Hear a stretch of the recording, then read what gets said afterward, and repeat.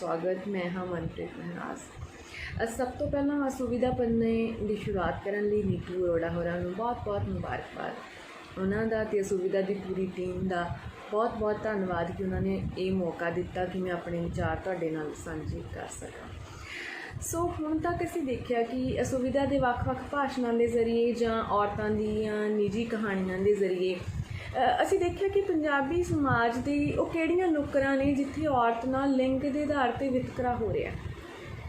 इस तो इलावा ये सारे भाषण ये सारियां रंगरतियां दियां निजी कहानियां एक वड्डे सवाल नूं भी मुखातिब ने। वो ये है कि पंजाब के प्रसंग दे विच नारी मुक्ति का मॉडल की हो सकता, कि कोई खाका हो सकता है, कि कोई राह असी बना सकते हैं। सो इस वड्डे सवाल नूं भी असीं इन्हां दे राहीं नजिठदे हां। सो अज जदों मैं तुहाडे नाल इह गल करनी सी कि पंजाबी मीडिया के कैमरे दे विचों औरत किहो जिही नज़र आ रही है, किहो जिही दी तस्वीर पेश हो रही है, तो मैं इस वड्डे सवाल नूं भी मुखातिब होने की कोशिश की है कि नारी मुक्ति दे पंजाब के प्रसंग दे विच नारी मुक्ति का की कोई खाका हो सकता है, की कोई मॉडल हो सकता है। तो मैं अपने विषय की सीमा के अंदर रहंदे कुछ नुकतियां ते गल करूँगी। खास तौर पर मेरी सीमा ये है कि जेकर मैं नारी मुक्ति ते सुतंत्र तौर पर गल करनी होवे तो मेरी आर्टिकुलेशन कोई होर होगी। मैं शायद कुछ मुद्दों नूं पहलां डिस्कस करना चाहूँगी तो कुछ नूं बाद विच। पर अज जिहड़ी मेरी गलबात मैं प्लान की है इस तरह की है, मीडिया के सन्मुख की है कि मीडिया किन्हां गल्लां नूं ट्रीट कर रहा है जां किन्हां गल्लां दा हुंगारा है जिहड़ा सानूं मीडिया दे विच प्रगट हो रहा है। सो उस समानांतर मैं कुछ गल्लां चुनियां ने तुहाडे नाल करन वास्ते। तो ये नुकते किहड़े ने पंजाबी समाज अते मीडिया दे विच औरत दी दुजैली अते मर्द ते निर्भर थां, घरेलूपण दी मिथ, सुंदरता दी मिथ, कामुकता का सवाल, औरत की प्रमाणिक आवाज़, मीडिया की भाषा, बस्तीवादी समृति तो मीडिया दे विच गैर हाज़र औरत। सो इन्हां नुकतों ते आपां गल करांगे। मीडिया के बारे गल करन तो पहलां सानूं मीडिया के स्वरूप बारे एक गल साफ होनी चाहिए है। सानूं पता है पर असीं भुल जाने आ, याद होनी चाहिए है जदों आपां मीडिया बारे गल करते हैं। वो ये है कि अक्सर असीं गल करते हैं कि साहित्य जां होर जिहड़े मनुख के प्रगटा के माध्यम ने मीडिया भी उन्हां विचों एक है कि वह सिर्फ समाज की पेशकारी करते हैं। हुण गल इन्नी नहीं, यह एक सच है पर पूरा सच नहीं। पूरा सच ये है कि मीडिया जे समाज नूं पेश करता है तो वह समाज नूं उसारदा भी है, सानूं वह कुछ आदर्श दिंदा है, सानू कुछ रोल मॉडल दिंदा है, साडे जवान मुंडे कुड़ियां नूं कुछ कल्पनावां दिंदा है कि तुसीं इहो जिहा बनो। सो जदों असीं मीडिया के बारे गल करते हैं तो यह बहुत ज़रूरी है कि असीं उहदा एक करैक्टर ध्यान च रखीए कि मीडिया पेश भी करता है तो नाल नाल वो निर्माणकारी भी करता है। तो हुण जदों साडे ये सारियां दा समझ का हिस्सा बन गई ये गल कि औरतां जां मर्द ये जम्मदे नहीं हैगे, असी इहो जे पैदा नहीं हुंदे, असी इस समाज दे विच रह के इहो जे हुंदे आ।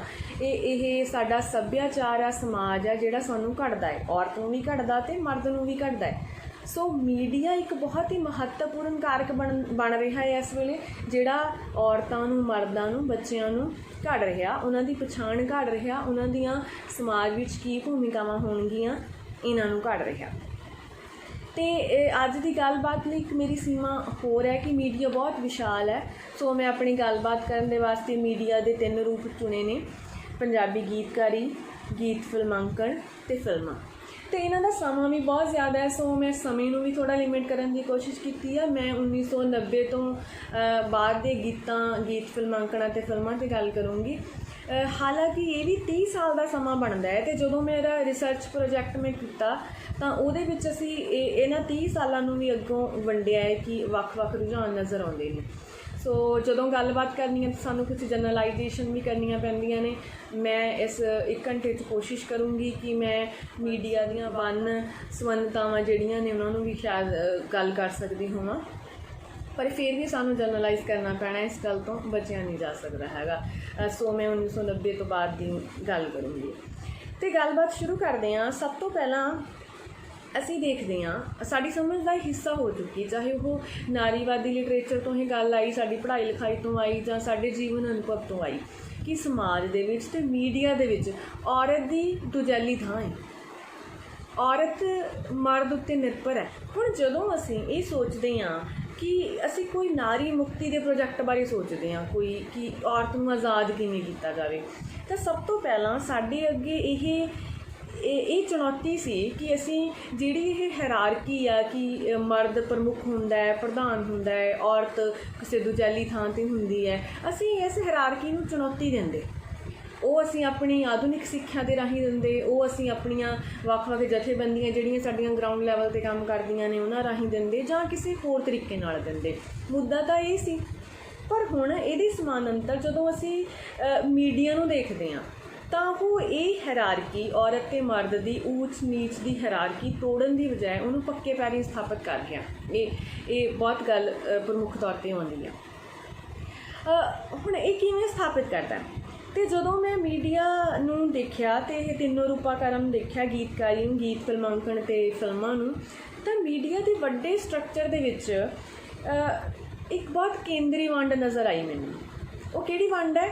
ਉਹ ਮੈਂ ਅਤੇ ਤੂੰ ਦੀ ਵੰਡ ਹੈ। ਮੈਂ ਕੌਣ? ਮੈਂ ਪਹਿਲਾਂ ਮਰਦ ਆ, ਫਿਰ ਜੱਟ ਹੈ, ਫਿਰ ਕਿਸਾਨ ਹੈ, ਉਸ ਤੋਂ ਅੱਗੇ ਜਾ ਕੇ ਉਹ ਪਿੰਡ ਨਾਲ ਆਇਡੈਂਟੀਫਾਈ ਕਰਦਾ, ਅਤੇ ਉਸ ਤੋਂ ਬਾਅਦ ਫਿਰ ਉਹ ਦੇਸ਼ ਪੰਜਾਬ ਨਾਲ ਆਪਣੀ ਪਛਾਣ ਜੋੜਦਾ। ਅਤੇ ਇਹ ਤੂੰ ਕੌਣ ਆ? ਤੂੰ ਕੋਈ ਹੋਰ ਨਹੀਂ, ਇਹ ਔਰਤ ਆ। ਪਹਿਲਾਂ ਉਹ ਤੂੰ ਔਰਤ ਹੈ, ਫਿਰ ਉਹ ਸ਼ਹਿਰੀ ਸੱਭਿਅਤਾ ਜਾਂ ਸ਼ਹਿਰ ਦੇ ਵਿਰੋਧ ਦੇ ਤੌਰ 'ਤੇ ਆਉਂਦੀ ਹੈ, ਉਹਦੇ ਪ੍ਰਤੀਨਿਧ ਦੇ ਰੂਪ 'ਚ ਆਉਂਦੀ ਹੈ, ਅਤੇ ਫਿਰ ਉਹ ਵਿਦੇਸ਼ੀ ਸੱਭਿਆਚਾਰ ਜਾਂ ਉਪਭੋਗੀ ਸੱਭਿਆਚਾਰ ਦੇ ਪ੍ਰਤੀਨਿਧ ਬਣਦੀ ਹੈ ਅਤੇ ਪ੍ਰਤੀਨਿਧ ਦੇ ਰੂਪ ਦੇ ਵਿੱਚ ਆਉਂਦੀ ਹੈ। ਹੁਣ ਇਹਨਾਂ ਵੰਡਾਂ ਦੇ ਵਿੱਚ ਇੱਕ ਜਿਹੜੀ ਦਿਲਚਸਪ ਗੱਲ ਉਹ ਇਹ ਹੈ ਕਿ ਔਰਤ ਅਤੇ ਮਰਦ ਦਾ ਇਹ ਸੰਬੰਧ ਬੜਾ ਸੁਖਾਵਾਂ ਨਹੀਂ ਹੈਗਾ।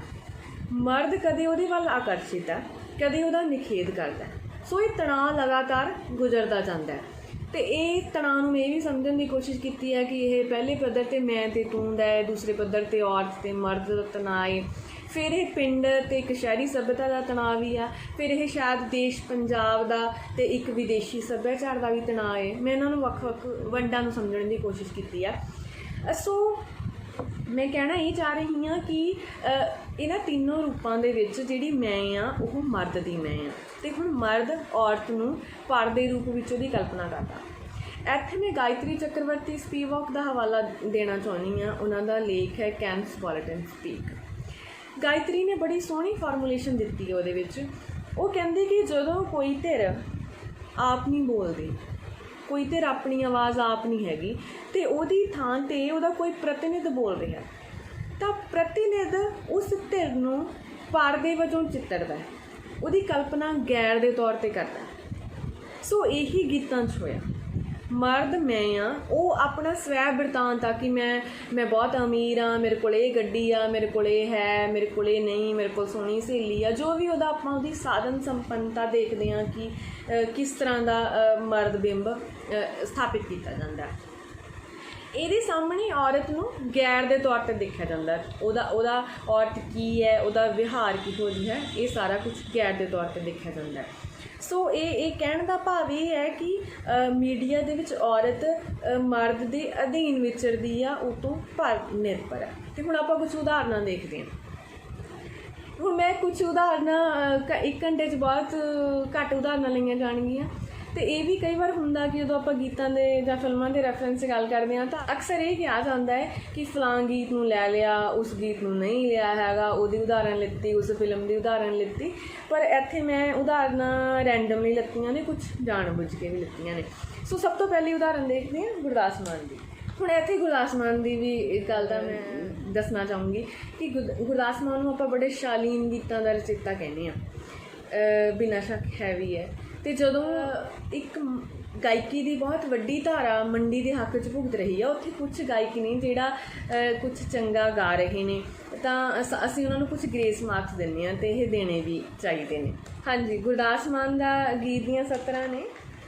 ਆਪਣਾ ਪੰਜਾਬ ਹੋਵੇ, ਘਰ ਦੀ ਸ਼ਰਾਬ ਹੋਵੇ, ਤਾਰਿਆਂ ਦੀ ਰਾਤ ਵਿੱਚ ਚੰਦ ਮਾਮਾ ਹੱਸੀ ਜਾਵੇ, ਅੱਧ ਸੁੱਤੇ ਦੀਆਂ ਲੱਤਾਂ ਚੂੜੇ ਵਾਲੀ ਨੱਪੀ ਜਾਵੇ, ਓਏ ਮੱਖਣ ਬਰਾੜਾ ਖੁੱਲੀ ਪਿਆਰ ਦੀ ਕਿਤਾਬ ਹੋਵੇ।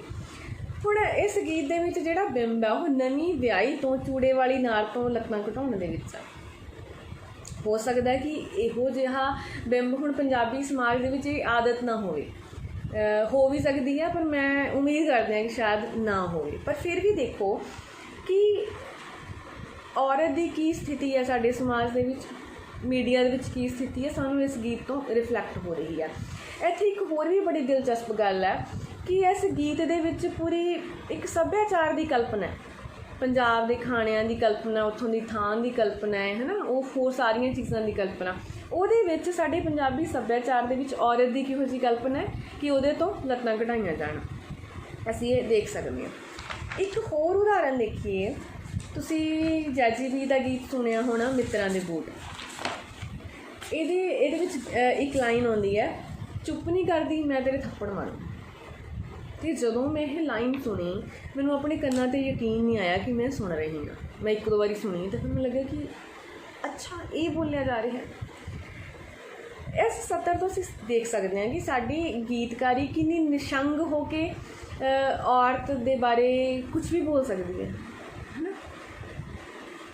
ਹੁਣ ਇੱਥੇ ਮੈਨੂੰ ਇੱਕ ਹੋਰ ਉਦਾਹਰਨ ਯਾਦ ਆ ਰਹੀ ਹੈ, ਥੱਪੜ ਫਿਲਮ ਦੀ।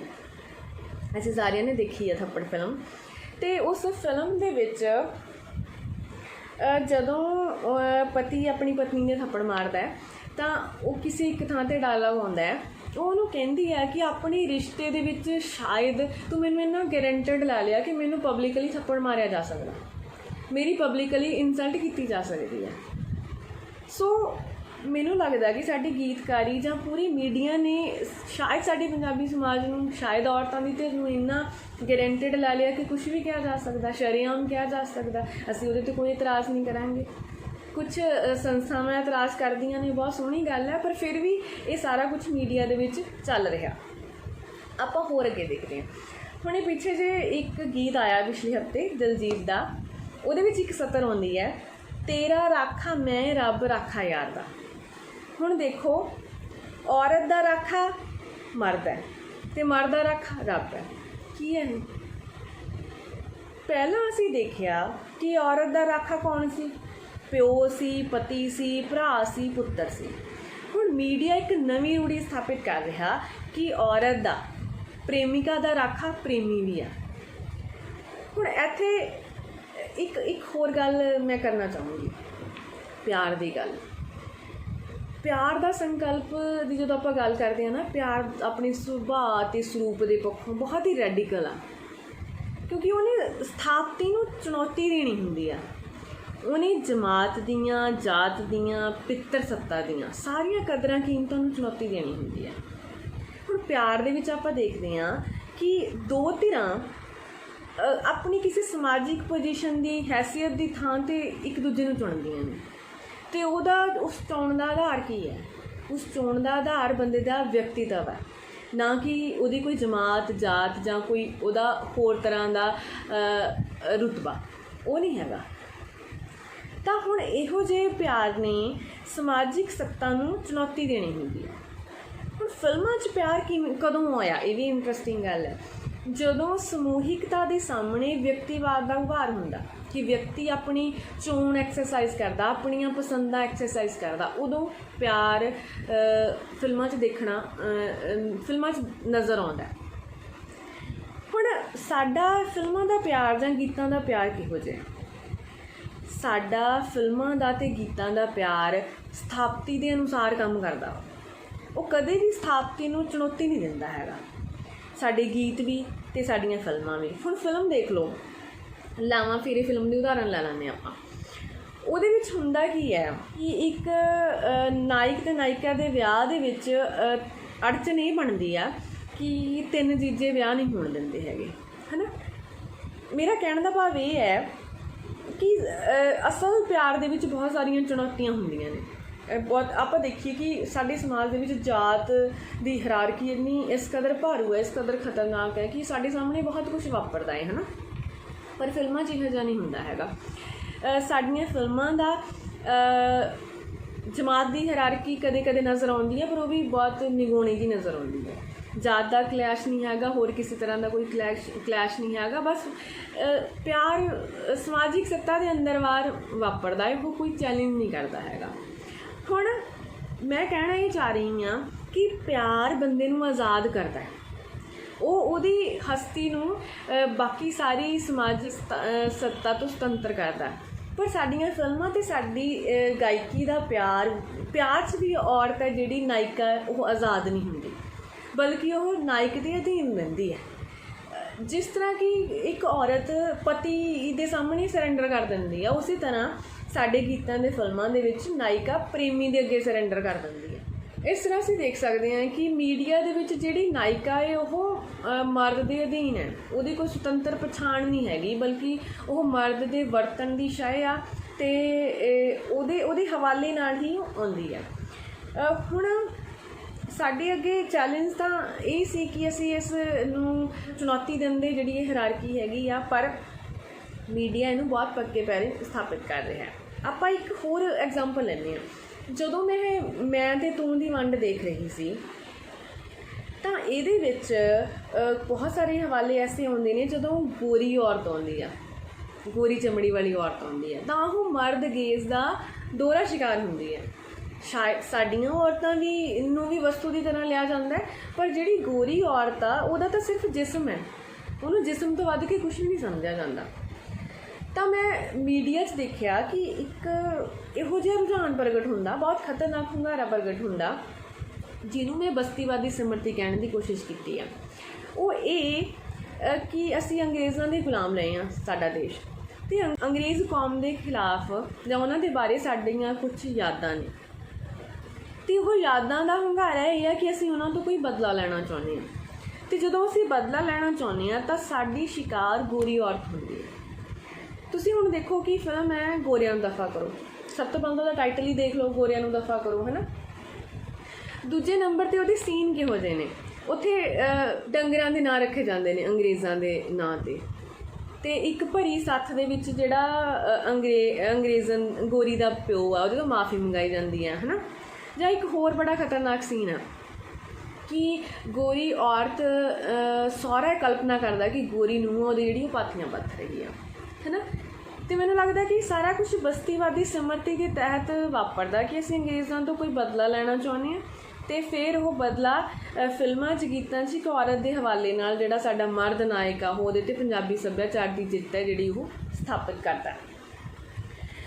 गीतां 'च किवें वापरदा, हुण आपां गीत फिल्मांकन देख लो, अमरिंदर गिल दा पेंडू देख लो जां अमृत गोनियाने दा काली कमैरो देख लो।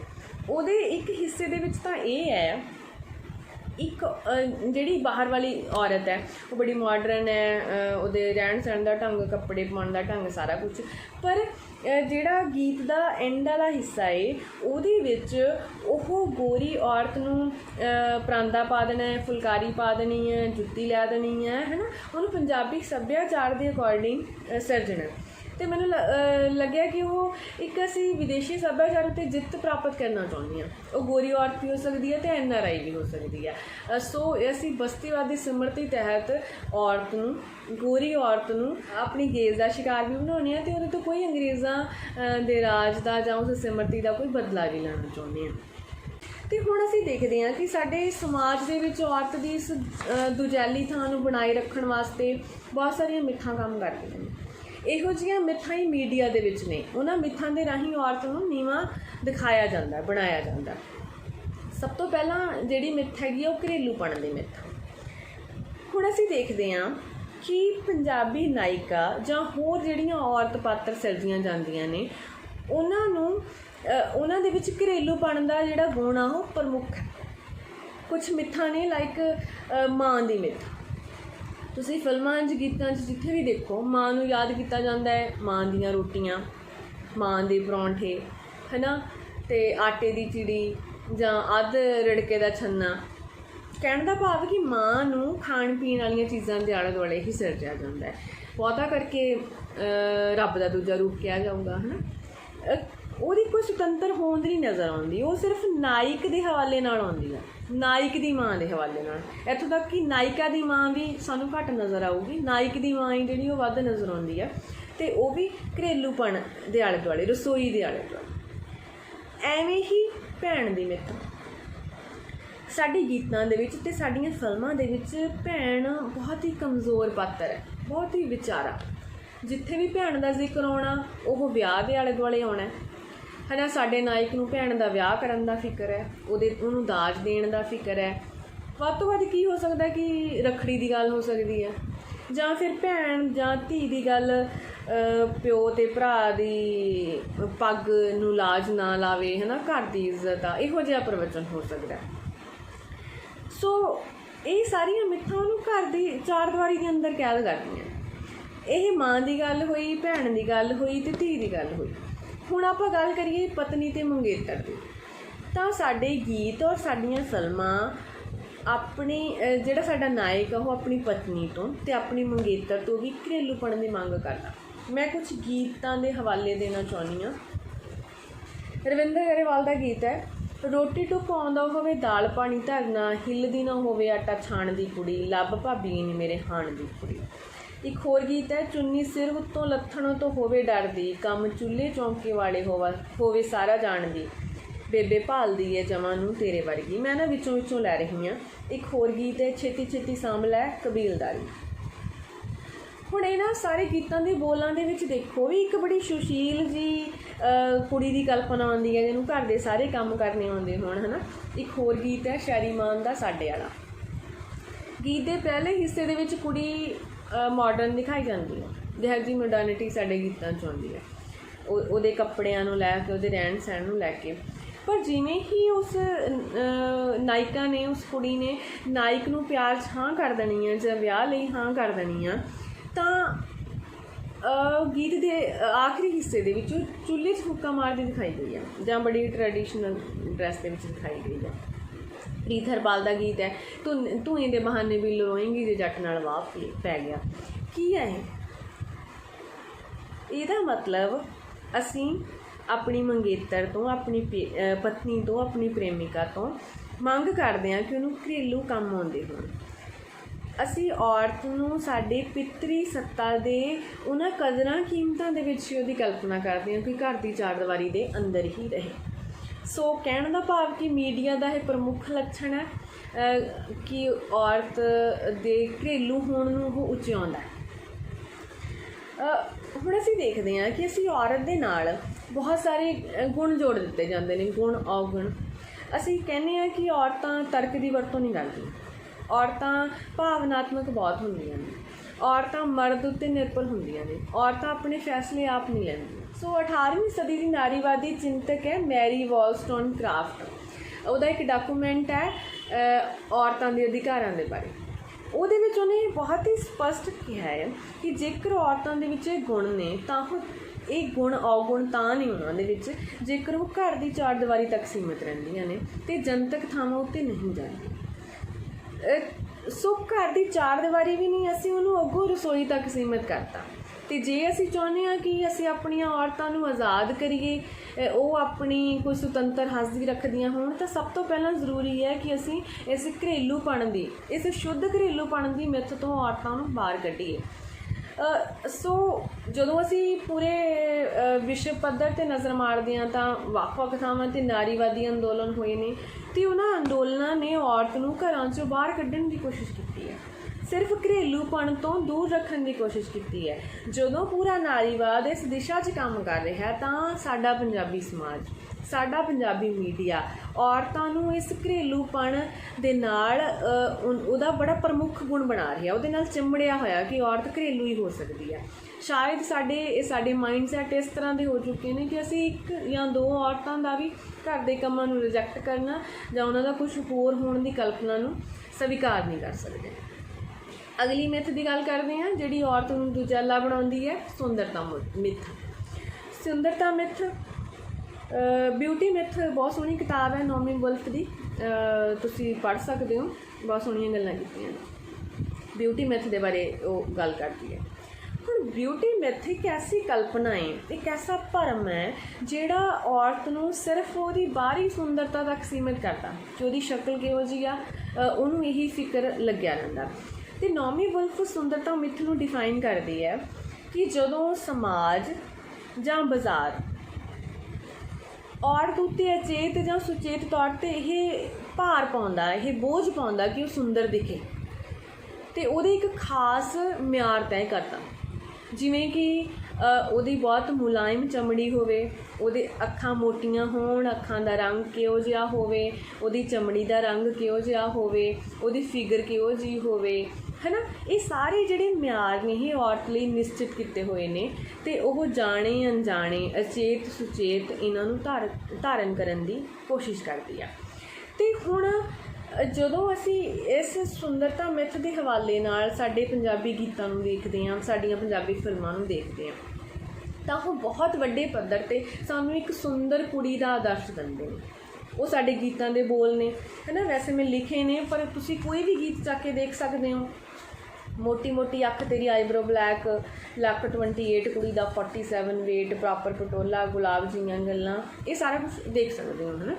तो उस तो बाद आप एक दृश्य भी देख सकते हैं, जिस तरीके नाल उन्हां दा मेकअप किया जाता, वो सारियां दिखाईयां जांदियां ने। हुण मुक्कदी गल ये है कि मीडिया दे विच एक औरत नूं सोहनी चीज़ की तरह, सोहनी वस्त की तरह दिखाया जाता है कि जिहदे सुहप्पण दे म्यार निश्चित ने, है ना। एक बड़ी दिलचस्प गल है, हुण आपां पढ़िया है कि इतिहासक तौर पर जां सभ्याचारां दी अपनी अपनी कल्पना हुंदी है सुंदरता नूं लैके, है ना। कित्थे वख-वख म्यार हुंदे ने सुंदरता दे, जिहड़े सभ्याचार दे अपने हुंदे आ। पर पंजाबी मीडिया औरत के सुहप्पण दे बहुत ही सर्व व्यापक जे इक्को जिहे मॉडल साडे सामने म्यार पेश कर रहा है। हुण ये बड़ी हसाउणी ते हैरानी वाली गल है कि पंजाबणा तो उन्हां गुणां दी भी मंग की जाती है जिहड़ियां साडी भूगोलिक हालतां दे अनुसार जां साडी नस्ल के अनुसार वो गुण हो ही नहीं सकते, जिवें नीलियां अखां जां सुनहरी वाल जां बहुत ही पतले शरीर दीयां कुड़ियां जां बहुत ही गोरा रंग। हुण सानूं पता कि पंजाबणा जुस्से वालियां ने, है ना, वो इन्नियां पतलियां किवें हो सकदियां ने। साडी भूगोलिकता दे कारण साडे लोकां दे रंग कणक वन्ने ने, बहुत चिट्टे कित्थों हो सकदे ने, ते फिर नीलियां अखां जां सुनहरी वालां दा तां सवाल ही नहीं पैदा हुंदा, है ना। हुण सुंदरता मिथ दे अनुसार ही तुहाडे तो सारा कुछ मंग करी जांदी है। हुण इत्थे तस्लीमा नसरीन की एक टिप्पणी जिक्रयोग है, वो कहते भी सुंदरता मिथ का इन्ना दबाव है, चीन ते जापान वर्गे देशों दी कुड़ियां भी कहंदियां ने कि साडे नक तिखे हो जाण ते अखां मोटियां हो जाण। सो नोमी वुल्फ बहुत डिटेल से गल करदी है कि किवें सुंदरता मिथ औरत नूं मनोविग्यानिक तौर पर कमज़ोर करती है, उहदी आज़ादी नूं जहरी करती है। नौमी दे अकॉर्डिंग सुंदरता मिथ एक ऐसी काली नाड़ है जिहड़ी औरत वधदी हुई उम्र का डर हंडाउंदी है तो सिर्फ अपनी सुंदरता नूं चिमड़ी रहिंदी है। हुण देखो तुसीं वधदी उम्र की गल करते हैं आपां, औरत लिए ये म्यार सैट किया होया कि औरत की उम्र घट होवे, औरत हमेशा जवान दिखे। हुण इस दे मुकाबले जिमें जिमें औरत मर्द कोई भी बंदा जिमें जिमें वो उम्र बढ़ती जाती है उन्हें मच्योर होना, पर नहीं सानू ये है कि औरत की मैच्योरिटी में असीं स्वीकार नहीं करना, बल्कि उन्होंने ते प्रैशर रहना भी वो यंग दिखे, जवान दिखे, तो उहदियां आदतां ने जिहड़ा उहदा व्यवहार है वो भी जवान होवे। तो सोचो किड्डी वड्डी साजिश है कि असीं उम्र दे नाल औरत की मैच्योरिटी है जिहड़ी उहनूं स्वीकार करने वास्ते तैयार नहीं हैगे। ते हुण इहदे नाल मिलदी जुलदी एक होर गल है कि सुंदरता मिथ किहदी लोड़ है, औरत दी तां है नहीं। मीडिया च बहुत वड्डे पद्धर ते इहदा प्रचलन है, बहुत प्रचारी जा रही है, यह मंडी दी लोड़ है। साडे बहुत सारे कॉस्मैटिक उद्योग ने, साडा कपड़ा उद्योग है ना, सैलून थां थां ते खुले हुए ने, पोर्नोग्राफी है, ये सारे उद्योग उदों ही चलने हैं जदों औरत नूं इस गल दा एहसास होवे कि मेरे च घाट आ कोई ते मैं किहो जही दिसना। तो ये मीडिया दे राहीं, मीडिया के होर भी बहुत सारे रूप ने, खास तौर पर एडवरटाइजमेंट, पर अजकल साडे गीत भी एडवरटाइजमेंट तो घट नहीं है, गीत वीडियो। इस करके वो सुंदरता मिथ राहीं ये लोगों को गाइड करते हैं कि वो किहो जिहियां दिखणगियां, की पहनणगियां ते की करनगियां। तो नौमी वुल्फ एक होर सवाल खड़ा करती है कि असीं औरत नूं टुकड़ियां च क्यों देखते हैं, ਜਦੋਂ ਅਸੀਂ ਔਰਤ ਦੀਆਂ ਅੱਖਾਂ ਦੇਖਦੇ ਹਾਂ, ਉਹਦੀ ਫਿਗਰ ਦੇਖਦੇ ਹਾਂ, ਉਹਦੇ ਵਾਲ ਦੇਖਦੇ ਹਾਂ, ਜਦੋਂ ਅਸੀਂ ਮਰਦ ਨੂੰ ਸਮੁੱਚਾ ਦੇਖ ਸਕਦੇ ਹਾਂ ਤਾਂ ਫਿਰ ਔਰਤ ਨੂੰ ਕਿਉਂ ਨਹੀਂ।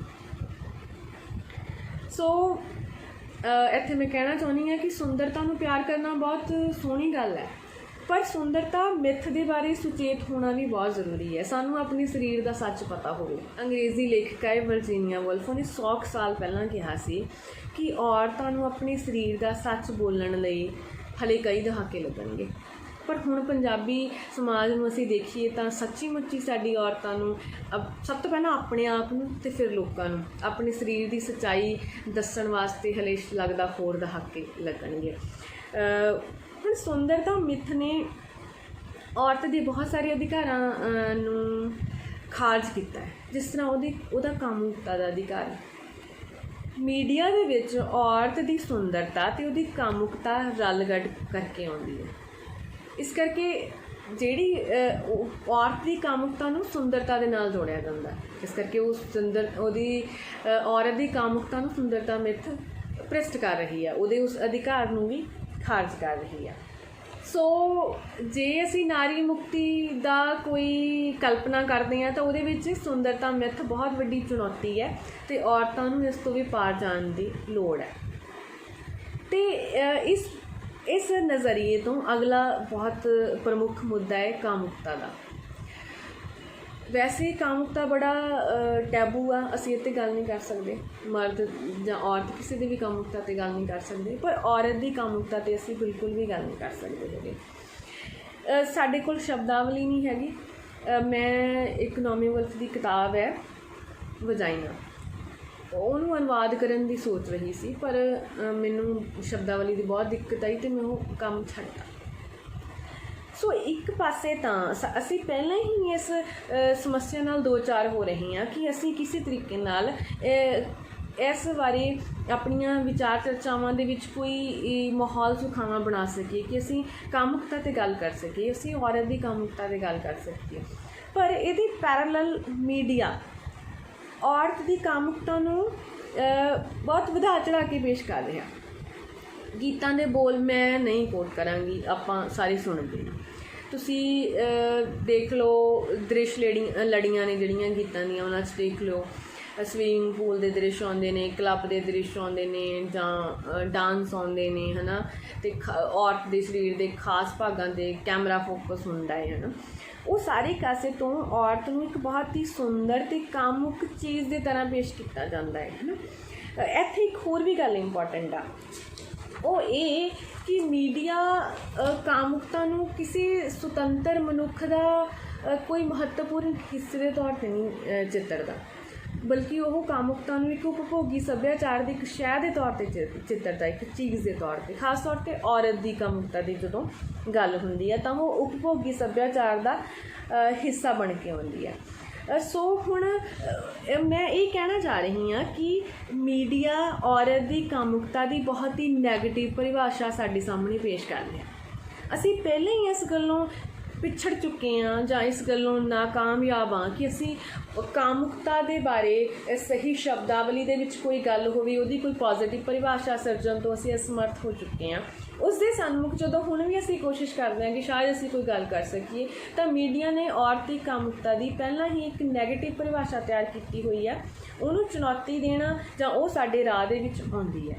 ਸੋ ਮੈਂ ਇਹ ਕਹਿਣਾ ਚਾਹ ਰਹੀ ਹਾਂ ਕਿ ਮੀਡੀਆ ਔਰਤ ਦੇ ਕਾਮੁਕਤਾ ਦੇ ਅਧਿਕਾਰ ਨੂੰ ਵੀ ਉਹਦੇ ਤੋਂ ਖਾਰਿਜ ਕਰ ਰਿਹਾ, ਉਹ ਤੋਂ ਲੈ ਰਿਹਾ। ਜਿੱਥੇ ਔਰਤਾਂ ਆਪਣੇ ਕਾਮੁਕਤਾ ਦੇ ਅਧਿਕਾਰ ਮੰਗ ਰਹੀਆਂ ਨੇ, ਔਰਤਾਂ ਕੋਲ ਨਹੀਂ ਹੱਕ ਹੈਗਾ ਕਿ ਉਹ ਆਪਣਾ ਸਾਥੀ ਚੁਣ ਸਕਣ, ਉਹਨਾਂ ਕੋਲ ਨਹੀਂ ਹੱਕ ਹੈਗਾ ਕਿ ਉਹ ਆਪਣੇ ਇਹ ਚੁਣ ਸਕਣ ਕਿ ਉਹਨਾਂ ਦੇ ਬੱਚੇ ਕਦੋਂ ਹੋਣਗੇ, ਉਹ ਇਹ ਚੁਣ ਸਕਣ ਕਿ ਉਹਨਾਂ ਦੇ ਕਿੰਨੇ ਬੱਚੇ ਹੋਣਗੇ, ਖਾਸ ਤੌਰ 'ਤੇ ਜਦੋਂ ਕੁੜੀਆਂ ਪੈਦਾ ਹੋਣਗੀਆਂ ਤਾਂ ਉਹ ਕਿੰਨੀਆਂ ਹੋਣਗੀਆਂ, ਹੈ ਨਾ। ਸਾਡੇ ਕੋਲ ਪਹਿਲਾਂ ਹੀ ਬਹੁਤ ਸਾਰੇ ਸਵਾਲ ਨੇ ਅਤੇ ਇਹਨਾਂ ਦੇ ਸਾਹਮਣੇ ਔਰਤ ਦੀ ਕਾਮੁਕਤਾ ਨੂੰ ਬਹੁਤ ਹੀ ਗਲਤ ਤਰੀਕੇ ਨਾਲ, ਬਹੁਤ ਹੀ ਨੈਗੇਟਿਵ ਤਰੀਕੇ ਨਾਲ ਮੀਡੀਆ ਦਿਖਾ ਰਿਹਾ ਹੈ। ਸੋ ਔਰਤ ਦੀ ਕਾਮੁਕਤਾ ਦਾ ਬਹੁਤ ਹੀ ਮਹੱਤਵਪੂਰਨ ਸਵਾਲ ਹੈ। ਜਦੋਂ ਅਸੀਂ ਨਾਰੀ ਮੁਕਤੀ ਦੀ ਕੋਈ ਕਲਪਨਾ ਕਰਦੇ ਹਾਂ ਤਾਂ ਉਸ ਪ੍ਰੋਜੈਕਟ ਦੇ ਵਿੱਚ ਸਾਡੇ ਸਾਹਮਣੇ ਇਹ ਸਵਾਲ ਸਾਨੂੰ ਐਡਰੈਸ ਕਰਨਾ ਹੀ ਸਾਡੇ ਲਈ ਚੁਣੌਤੀ ਹੈ ਕਿ ਅਸੀਂ ਇਸ ਬਾਰੇ ਕਿਵੇਂ ਗੱਲਬਾਤ ਕਰੀਏ। ਇਹਦੇ ਨਾਲ ਮਿਲਦੇ ਜੁਲਦੀਆਂ ਹੋਰ ਕਈ ਮਿੱਥਾਂ ਨੇ ਜਿਹਦੇ ਰਾਹੀਂ ਮੀਡੀਆ ਔਰਤ ਨੂੰ ਕੋਈ ਅਧੀਨ ਸ਼ੈ ਦਿਖਾਉਂਦਾ। ਜਿਸ ਤਰ੍ਹਾਂ ਪਹਿਲੀ ਗੱਲਬਾਤ ਦੇ ਨਾਲ ਹੀ ਮਿਲਦੀ ਜੁਲਦੀ ਗੱਲ ਹੈ ਕਿ ਕੁਆਰੇਪਣ ਦੀ ਮਿੱਥ। ਤੁਸੀਂ ਗੀਤ ਦੇਖੋ ਡੌਪ ਸ਼ੌਪ ਹਨੀ ਸਿੰਘ ਦਾ, ਇੱਕ ਪਾਸੇ ਇੱਕ ਬਹੁਤ ਹੀ ਖੁੱਲ੍ਹੀ ਰਹਿਣ ਸਹਿਣ ਵਾਲੀ ਔਰਤ ਆ, ਕਲੱਬ ਦੇ ਵਿੱਚ ਉਹ ਹੋਰ ਤਰ੍ਹਾਂ ਖਾਂਦੀ ਪੀਂਦੀ ਹੈ, ਸਾਰਾ ਕੁਛ ਹੈ ਨਾ ਉੱਦਾਂ ਦਿਖਾਈ ਗਈ ਹੈ। ਪਰ ਨਾਲ ਹੀ ਇੱਕ ਬਾਲਗ ਔਰਤ ਦੀ ਵਰਜੈਨਿਟੀ ਵੀ ਚੈੱਕ ਕਰਨ ਦੀ ਕੋਸ਼ਿਸ਼ ਕੀਤੀ ਗਈ ਹੈ ਅਤੇ ਚੈੱਕ ਰੱਖਣ ਦੀ ਕੋਸ਼ਿਸ਼ ਕੀਤੀ ਗਈ ਹੈ ਨਾ। ਮੈਂ ਗੀਤ ਨਹੀਂ ਕੋਟ ਕਰਾਂਗੀ, ਤੁਸੀਂ ਖੁਦ ਸੁਣ ਸਕਦੇ ਹੋ। ਸੋ ਇਹ ਇਸ ਤਰੀਕੇ ਨਾਲ ਔਰਤ ਇੱਕ ਬਾਲਗ ਔਰਤ ਦੀ ਕਾਮੁਕਤਾ 'ਤੇ ਚੈੱਕ ਰੱਖਣ ਦੀ ਕੋਸ਼ਿਸ਼ ਕਰਦਾ ਸਾਡਾ ਮੀਡੀਆ। ਹੋਰ ਬਹੁਤ ਸਾਰੀਆਂ ਮਿੱਥਾਂ ਨੇ ਜਿਹੜੀਆਂ ਔਰਤ ਨੂੰ ਦੁਜੱਲਾ ਬਣਾਉਂਦੀਆਂ ਨੇ, ਜਿਵੇਂ ਆਉਂਦਾ ਹੈ ਕਿ 365 ਚਲਿੱਤਰ ਨਾਰ ਦੇ, ਇਸ ਗੱਲ ਨੂੰ ਮੁੜ ਮੁੜ ਪੁਕੇਰਾ ਕੀਤਾ ਜਾਂਦਾ ਹੈ। ਅਤੇ ਇੱਕ ਹੋਰ ਗੱਲ ਵਾਪਰਦੀ ਹੈ ਕਿ ਲੋਕ ਧਾਰਾ ਦੇ ਵਿੱਚੋਂ ਕਿ ਵੀ ਔਰਤ ਵਿਰੋਧੀ ਹਵਾਲੇ ਲਏ ਜਾਂਦੇ ਨੇ, ਜਿਵੇਂ ਆਖ ਗਏ ਸਿਆਣੇ ਰੰਨਾਂ ਸੋਹਣੀਆਂ ਦੇ, ਚੱਟੇ ਰੁੱਖ ਹੋਣ ਨਾ ਹਰੇ। ਸੋ ਇਹ ਸਾਰੇ ਕਾਸੇ ਨਾਲ ਇਹ ਹਵਾਲਿਆਂ ਦੇ ਨਾਲ ਔਰਤ ਨੂੰ ਬਹੁਤ ਹੀ ਅਧੀਨ ਪੇਸ਼ ਕੀਤਾ। ਹੁਣ ਅਸੀਂ ਦੇਖਿਆ ਕਿ ਔਰਤ ਨੂੰ ਪਿਤਰਕੀ ਕਦਰਾਂ ਕੀਮਤਾਂ ਦੇ ਅਨੁਸਾਰ ਚਿਤਰਿਆ ਜਾ ਰਿਹਾ। ਤਾਂ ਹੁਣ ਇੱਕ ਬਹੁਤ ਹੀ ਪਿਤਰਕੀ ਦੀ ਬਹੁਤ ਹੀ ਖਤਰਨਾਕ ਇੱਛਾ ਹੈ ਮਰਦ ਵਾਰਿਸ ਪੈਦਾ ਕਰਨ ਦੀ ਇੱਛਾ। ਅਤੇ ਹੁਣ ਸਾਡੇ ਗੀਤਾਂ 'ਚ ਉਹਨੂੰ ਜ਼ੁਬਾਨ ਕਿਵੇਂ ਮਿਲਦੀ ਹੈ? ਆਈ ਬਾਬਾ ਨਾਨਕਾ ਤੂੰ ਜਾਈ ਬਾਬਾ ਨਾਨਕਾ, ਇਹੋ ਜਿਹੀਆਂ ਖੁਸ਼ੀਆਂ ਲਿਆਈ ਬਾਬਾ ਨਾਨਕਾ। ਜਿਹੜੇ ਘਰ ਛਾਂ ਹੈ ਨਹੀਂ ਉਸ ਘਰੇ ਰੁੱਖ ਹੋ ਜੇ, ਜਿਸ ਘਰ ਪੁੱਤ ਹੈ ਨਹੀਂ ਉਸ ਘਰੇ ਪੁੱਤ ਹੋ ਜੇ। ਜਾਂ ਫੜ ਮੇਰਾ ਲੜ ਪੂਣੀ ਹੈ ਕਰਾਉਣੀ, ਕਾਕੇ ਦੀ ਨੀ ਸਾਲ ਪਿੱਛੋਂ ਲੋਹੜੀ ਹੈ ਮਨਾਉਣੀ। ਜਾਂ ਨੀ ਤੂੰ ਗੋਦੀ ਚੁੱਕਿਆ ਕਰੇਂਗੀ ਮੁੰਡਾ ਜੱਟ ਦਾ। ਸੋ ਇਹ ਖਤਰਨਾਕ ਵਿਹਾਰ ਹੈ ਜਿਹੜਾ ਅਸੀਂ ਦੇਖਦੇ ਹਾਂ ਕਿ ਔਰ ਜਿਨ੍ਹਾਂ ਘਰਾਂ ਦੇ ਵਿੱਚ ਮੁੰਡਾ ਨਹੀਂ ਹੁੰਦਾ, ਸਿਰਫ ਕੁੜੀਆਂ ਨੇ, ਉਹਦੇ ਵਿੱਚ ਉਹ ਕੁੜੀਆਂ ਜੰਮਣ ਵਾਲੀ ਔਰਤ ਨਾਲ ਕਿਹੋ ਜਿਹਾ ਵਿਹਾਰ ਹੁੰਦਾ, ਜਾਂ ਉਹਨਾਂ ਕੁੜੀਆਂ ਨਾਲ ਕਿਹੋ ਜਿਹੇ ਵਿਤਕਰੇ ਹੁੰਦੇ ਨੇ, ਉਹ ਕਿਸ ਤਰ੍ਹਾਂ ਦੇ ਮਾਨਸਿਕ ਬੋਝ ਝੱਲਦਾ ਪੂਰਾ ਪਰਿਵਾਰ। ਅਸੀਂ ਸੁਖਜੀਤ ਦੀ ਕਹਾਣੀ ਪੜ੍ਹੀ ਆ, ਹਜ਼ਾਰ ਕਹਾਣੀਆਂ ਦਾ ਬਾਪ, ਹੈ ਨਾ, ਉਹਦੇ ਵਿੱਚ ਉਸ ਬਾਪ ਦੀ ਮਾਨਸਿਕ ਸਥਿਤੀ ਹੈ ਜਿਹਦੇ ਘਰ ਕੁੜੀਆਂ ਨੇ, ਹੈ ਨਾ। ਇੱਕ ਫਿਲਮ ਤੁਸੀਂ ਦੇਖਿਓ ਅਨੂਪ ਸਿੰਘ ਦੀ ਕਿੱਸਾ ਫਿਲਮ, ਇਰਫਾਨ ਖਾਨ ਨੇ ਉਹਦੇ ਵਿੱਚ ਲੀਡ ਰੋਲ ਕੀਤਾ। ਉਹਦੇ ਵਿੱਚ ਵੀ ਇੱਕ ਪਰਿਵਾਰ ਦੇ ਵਿੱਚ 4 ਕੁੜੀਆਂ ਨੇ ਅਤੇ ਕਿਵੇਂ ਉਹ ਪਰਿਵਾਰ ਇੱਕ ਕੁੜੀ ਨੂੰ ਮੁੰਡਾ ਬਣਾਉਂਦਾ ਹੈ ਅਤੇ ਕਿਵੇਂ ਉਹ ਕੁੜੀ ਅਤੇ ਪੂਰਾ ਪਰਿਵਾਰ ਉਸ ਮਾਨਸਿਕ ਤਸ਼ੱਦਦ ਦੇ ਵਿੱਚੋਂ ਗੁਜ਼ਰਦੇ ਨੇ, ਹੈ ਨਾ। ਇਹ ਗੱਲਾਂ ਅਸੀਂ ਚੁਣੌਤੀ ਦੇਣੀ ਹੈ ਇਹਨਾਂ ਸਾਰੀਆਂ ਗੱਲਾਂ ਨੂੰ। ਅਸੀਂ ਇਹਨਾਂ ਗੱਲਾਂ ਦੇ ਲਈ ਕੋਈ ਹੱਲ ਕੱਢਣਾ ਹੈ। ਇਹਨਾਂ ਸਾਡੇ ਸਮਾਜ ਦੇ ਰਿਵਾਜ਼ਾਂ ਜਾਂ ਸਾਡੀਆਂ ਜਿਹੜੀਆਂ ਪਿਤਰਕੀ ਦੀਆਂ ਪਿੱਤਰ ਸੱਤਾ ਦੀਆਂ ਕਦਰਾਂ ਕੀਮਤਾਂ ਨੂੰ ਅਸੀਂ ਇੰਨ ਬਿੰਨ ਅਪਣਾ ਰਹੇ ਹਾਂ ਅੱਗੋਂ, ਹੈ ਨਾ। ਪਰ ਸਾਡਾ ਮੀਡੀਆ ਇਹਨਾਂ ਨੂੰ ਜ਼ੁਬਾਨ ਦੇ ਰਿਹਾ, ਇਹਨਾਂ ਨੂੰ ਪੱਕੇ ਪੈਰੀ ਕਰ ਰਿਹਾ। ਅਤੇ ਹੁਣ ਆਪਾਂ ਗੱਲ ਕਰਦੇ ਹਾਂ ਔਰਤ ਦੀ ਪ੍ਰਮਾਣਿਕ ਆਵਾਜ਼ ਦੀ। ਆਪਾਂ ਪਹਿਲਾਂ ਵੀ ਗੱਲ ਕਰ ਚੁੱਕੇ ਹਾਂ ਕਿ ਮੀਡੀਆ ਦੇ ਵਿੱਚ, ਮੀਡੀਆ ਦੀ ਸੱਤਾ ਦੇ ਵਿੱਚ ਮਰਦ ਪ੍ਰਧਾਨ ਹੈ, ਔਰਤ ਨਹੀਂ ਹੈਗੀ ਉੱਥੇ। ਸੋ ਇੱਕ ਤਾਂ ਅਸੀਂ ਦੇਖਿਆ ਕਿ ਮਰਦ ਦੇ ਮੂੰਹੋਂ ਕਿਹੋ ਜਿਹੀ ਔਰਤ ਆ, ਹੈ ਨਾ, ਕਿਹੋ ਜਿਹੀ ਉਸ ਦੀ ਕਲਪਨਾ ਦੇ ਰਾਹੀਂ ਕਿਹੋ ਜਿਹੀ ਔਰਤ ਪੇਸ਼ ਹੋ ਰਹੀ ਹੈ। ਅਤੇ ਹੁਣ ਜਿਹੜੀ ਬਹੁਤ ਹੀ ਸੀਮਿਤ ਜਿਹੀ ਥਾਂ ਔਰਤ ਨੂੰ ਮਿਲਦੀ ਹੈ ਜਿਹਦੇ ਵਿੱਚ ਔਰਤ ਆਪਣੀ ਗੱਲ ਕਰ ਸਕਦੀ ਹੈ, ਉਹਦੇ ਵਿੱਚ ਵੀ ਉਹ ਮਰਦ ਦੀ ਗੱਲ ਕਰਦੀ ਹੈ। ਮਸਲਨ ਸਾਡੇ ਕੋਲ ਔਰਤ ਗਾਇਕਾਵਾਂ ਨੇ, ਕੁਛ ਜ਼ਿਆਦਾ ਔਰਤ ਗਾਇਕਾਵਾਂ ਨੇ, ਹੈ ਨਾ, ਮੁਕਾਬਲਤਨ ਫਿਲਮਾਂ ਦੇ ਹੋਰ ਉਹਦੇ ਵਿੱਚ ਆਪਾਂ ਕਹਿ ਸਕਦੇ ਹਾਂ। ਪਰ ਜਦੋਂ ਅਸੀਂ ਉਹ ਗੀਤ ਵੀ ਦੇਖਦੇ ਹਾਂ, ਅਸੀਂ ਕੁਛ ਉਦਾਹਰਨਾਂ ਦੇਖਦੇ ਹਾਂ, ਜਿਵੇਂ ਸੁਨੰਦਾ ਸ਼ਰਮਾ ਦਾ ਗੀਤ ਬੁਲਟ, ਉਹਦੇ ਵਿੱਚ ਇੱਕੋ ਸਾਧਨ ਸੰਪੰਨ ਮਰਦ ਦੀ ਗਾਥਾ ਹੈ। ਇੱਕ ਉਹਦਾ ਅਗਲਾ ਗੀਤ ਹੈ ਬਿੱਲੀ ਅੱਖ ਨੇ ਚੁਰਾਹੇ ਵਿੱਚ, ਉਹ ਮੈਂ ਨਹੀਂ ਕੋਟ ਕਰਨਾ ਚਾਹੁੰਦੀ। ਇੱਕ ਹੋਰ ਗੀਤ ਜੱਟੀ ਗਰਨੇਡ, ਜਾਂ ਵੈਲੀ ਨਾਲ ਮੰਗੀ ਹੋਈਆਂ, ਜਾਂ ਗੱਭਰੂ ਬਦਾਮ ਵਰਗਾ ਦਾਖ ਵਰਗੀ ਫਸਾਉਣਾ ਚਾਹੁੰਦਾ, ਹੈ ਨਾ। ਇਹੋ ਜਿਹਾ ਡਿਸਕੋਰਸ ਅਸੀਂ ਸੁਣਦੇ ਹਾਂ ਸਾਰਾ। ਤਾਂ ਜਿੱਥੇ ਔਰਤ ਨੂੰ ਮੌਕਾ ਮਿਲਿਆ, ਸਭ ਤੋਂ ਪਹਿਲੀ ਗੱਲ ਤਾਂ ਕਿ ਗਾਇਕਾਵਾਂ ਸਾਡੀਆਂ ਭਾਵੇਂ ਹੈਗੀਆਂ ਨੇ ਔਰਤ, ਪਰ ਉਹਨਾਂ ਦੇ ਉਹ ਮਰਦ ਗੀਤਕਾਰ ਨੇ, ਉਹ ਜਿਨ੍ਹਾਂ ਦੇ ਗੀਤ ਉਹ ਗਾ ਰਹੀਆਂ ਨੇ, ਇਸ ਕਰਕੇ ਉਹ ਮਰਦ ਦੀ ਹੀ ਆਵਾਜ਼ ਹੈ। ਤਾਂ ਇੱਥੇ ਆਪਾਂ ਕਹਿ ਸਕਦੇ ਹਾਂ ਕਿ ਇੱਥੇ ਔਰਤ ਦੀ ਭੌਤਿਕ ਆਵਾਜ਼ ਤਾਂ ਹੈਗੀ ਆ, ਪਰ ਉਹਦੇ ਮਨ ਦੀ ਆਵਾਜ਼ ਨਹੀਂ ਹੈਗੀ। ਸੱਚੀ ਮੁੱਚੀ ਉਹ ਕੀ ਆ, ਉਹ ਕੀ ਜੀ ਰਹੀ ਆ, ਇਹੋ ਜਿਹੀ ਆਵਾਜ਼ ਨਹੀਂ ਹੈਗੀ। ਇਸ ਦੇ ਮੁਕਾਬਲਤਨ ਉਹ ਸਿਰਫ ਸਪੀਕਰ ਬਣੀ ਹੋਈ ਹੈ, ਮਰਦ ਦੀ ਕਲਪਨਾ ਦਾ ਸਪੀਕਰ ਬਣੀ ਹੋਈ ਹੈ। ਉਹਦਾ ਮਾਈਕ ਕਿਸੇ ਹੋਰ ਕੋਲ ਹੈ ਅਤੇ ਉਹ ਸਿਰਫ ਮਰਦ ਦੀਆਂ ਜਿਹੜੀਆਂ ਕਲਪਨਾਵਾਂ ਨੇ ਉਹਨਾਂ ਨੂੰ ਹੀ ਗਾ ਰਹੀ ਆ, ਉਹਦੀ ਆਪਣੀ ਆਵਾਜ਼ ਗੈਰ ਹਾਜ਼ਰ ਆ। ਤਾਂ ਇੱਕ ਪੱਖ ਹੋਰ ਸਾਡੇ ਸਾਹਮਣੇ ਆਉਂਦਾ ਕਿ ਜਦੋਂ ਮੀਡੀਆ ਦੇ ਉਤਪਾਦਨ ਖੇਤਰ ਦੇ ਵਿੱਚ ਔਰਤਾਂ ਨਹੀਂ ਹੈਗੀਆਂ, ਸਾਡੇ ਕੋਲ ਉਹਨਾਂ ਦੀ ਆਵਾਜ਼ ਨਹੀਂ ਪਹੁੰਚ ਰਹੀ। ਇੱਕ ਤਾਂ ਆਪਾਂ ਕਹਿ ਦਿੰਦੇ ਹਾਂ ਕਿ ਔਰਤ ਦੀ ਗੱਲ ਕਰੇ, ਔਰਤ ਦੇ ਮੁੱਦਿਆਂ ਦੀ ਗੱਲ ਕਰੇ, ਬਹੁਤ ਸੋਹਣੀ ਗੱਲ ਹੈ ਕਿ ਔਰਤ ਦੀ ਆਪਣੀ ਆਵਾਜ਼ ਹੋਵੇ। ਪਰ ਤੁਸੀਂ ਦੇਖੋ ਕਿ ਇੱਕ ਔਰਤ ਨੂੰ ਕਿਵੇਂ ਦੇਖਦੀ ਆ, ਔਰਤ ਇੱਕ ਮਰਦ ਨੂੰ ਕਿਵੇਂ ਦੇਖਦੀ ਆ, ਔਰਤ ਪਿਆਰ ਨੂੰ ਕਿਵੇਂ ਦੇਖਦੀ ਆ, ਔਰਤ ਹਿੰਸਾ ਨੂੰ ਕਿਵੇਂ ਦੇਖਦੀ ਆ, ਔਰਤ ਪੂਰੀ ਲਾਈਫ ਨੂੰ ਕਿਵੇਂ ਦੇਖਦੀ ਆ। ਸਾਡੇ ਕੋਲ ਇਹ ਨਜ਼ਰੀਆ ਨਹੀਂ ਹੈਗਾ, ਕਿਉਂਕਿ ਸਾਡੇ ਕੋਲ ਮਰਦ ਉਤਪਾਦਕ ਤਾਂ ਹੈਗੇ ਨੇ ਮੀਡੀਆ ਦੇ ਵਿੱਚ, ਪਰ ਔਰਤਾਂ ਨਹੀਂ ਹੈਗੀਆਂ। ਸਾਡੇ ਕੋਲ ਇਹਦਾ ਮਤਲਬ ਸਿਰਫ ਮਰਦ ਦੀ ਦ੍ਰਿਸ਼ਟੀ ਤੋਂ ਸਾਰਾ ਕੁਛ ਆ ਰਿਹਾ ਹੈ। ਇੱਕ ਔਰਤ ਲਾਈਫ ਨੂੰ ਕਿਵੇਂ ਦੇਖੂਗੀ ਸਾਡੇ ਕੋਲ ਨਹੀਂ ਆ ਰਿਹਾ। ਸਾਡੇ ਕੋਲ ਹਿੰਦੀ ਫਿਲਮਾਂ ਦੇ ਵਿੱਚ ਬਹੁਤ ਸਾਰੀਆਂ ਉਦਾਹਰਨਾਂ ਹੈਗੀਆਂ ਨੇ, ਜ਼ੋਇਆ ਅਖਤਰ ਆ, ਮੇਘਨਾ ਗੁਲਜ਼ਾਰ ਆ, ਨੰਦਿਤਾ ਦਾਸ ਆ। ਉਹਨਾਂ ਦੇ ਕੰਮ ਦਾ ਵਖਰੇਵਾਂ ਸਾਨੂੰ ਨਜ਼ਰ ਆਉਂਦਾ ਕਿ ਹੋਰ ਜਿਹੜੇ ਮਰਦ ਨਿਰਦੇਸ਼ਕ ਨੇ ਉਹਨਾਂ ਨਾਲੋਂ ਉਹਨਾਂ ਦਾ ਵੱਖਰਾ ਪੁਆਇੰਟ ਆਫ ਵਿਊ ਹੈ। ਆਪਾਂ ਪੰਜਾਬੀ ਸਿਨੇਮਾ ਦੀ ਐਗਜ਼ਾਮਪਲ ਲੈ ਲਈਏ।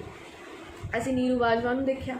ਜਦੋਂ ਨੀਰੂ ਬਾਜਵਾ ਬਤੌਰ ਅਦਾਕਾਰ ਆਉਂਦੀ ਹੈ ਤਾਂ ਉਹਦਾ ਕੋਈ ਸ਼ਕਤੀਸ਼ਾਲੀ ਰੋਲ ਨਹੀਂ ਹੈਗਾ, ਲੌਂਗ ਲਾਚੀ ਵਾਲਾ ਥੋੜ੍ਹਾ ਜਿਹਾ ਲੱਗਦਾ ਹੁੰਦਾ, ਪਰ ਉਸ ਤੋਂ ਇਲਾਵਾ ਉਹ ਸਾਰੀਆਂ ਇੱਕੋ ਜਿਹੀਆਂ ਭੂਮਿਕਾਵਾਂ ਦੇ ਵਿੱਚ ਆਉਂਦੀ ਹੈ। ਪਰ ਜਦੋਂ ਨੀਰੂ ਬਾਜਵਾ ਨੂੰ ਫਿਲਮ ਬਣਾਉਣ ਦਾ ਮੌਕਾ ਮਿਲਦਾ ਤਾਂ ਉਹ ਫਿਲਮ ਬਣਾਉਂਦੀ ਹੈ ਮੁੰਡਾ ਹੀ ਚਾਹੀਦਾ। ਬਹੁਤ ਸੋਹਣੀ ਫਿਲਮ ਆ ਅਤੇ ਇੱਕ ਔਰਤ ਦੇ ਨਾਲ ਜੁੜੀ ਹੋਈ ਫਿਲਮ ਆ।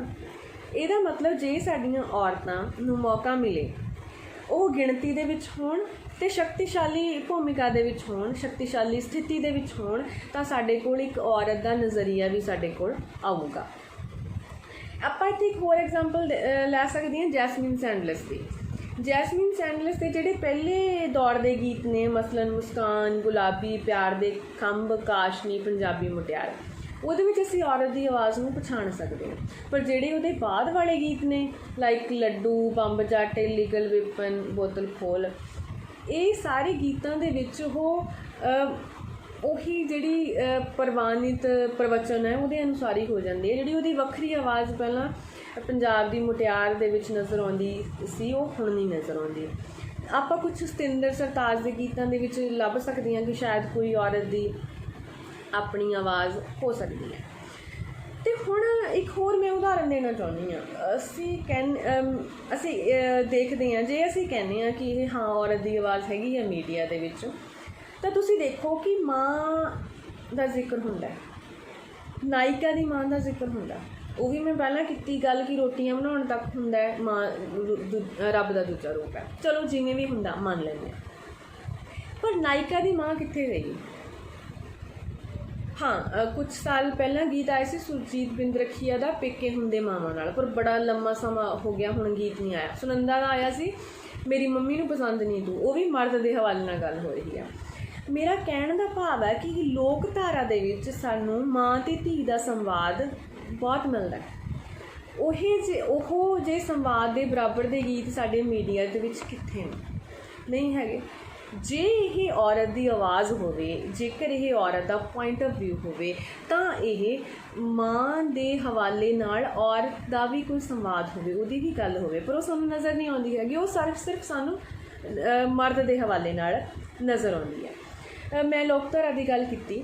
ਜਦੋਂ ਹੁਣ ਆਪਾਂ ਕਹਿੰਦੇ ਹਾਂ ਕਿ ਮੈਂ ਕਹਤਾ ਕਿ ਮੀਡੀਆ 'ਚ ਔਰਤ ਦੀ ਪ੍ਰਮਾਣਿਕ ਆਵਾਜ਼ ਨਹੀਂ ਹੈਗੀ, ਕਿਤੇ ਕਿਤੇ ਛਿੱਟਾਂ ਨੇ ਪਰ ਭਾਰੂ ਰੂਪ 'ਚ ਨਹੀਂ ਹੈਗੀ, ਤਾਂ ਹੀ ਪ੍ਰਮਾਣਿਕ ਆਵਾਜ਼ ਕੀ ਹੁੰਦੀ ਆ, ਕਿਹੋ ਜਿਹੀ ਹੁੰਦੀ ਆ।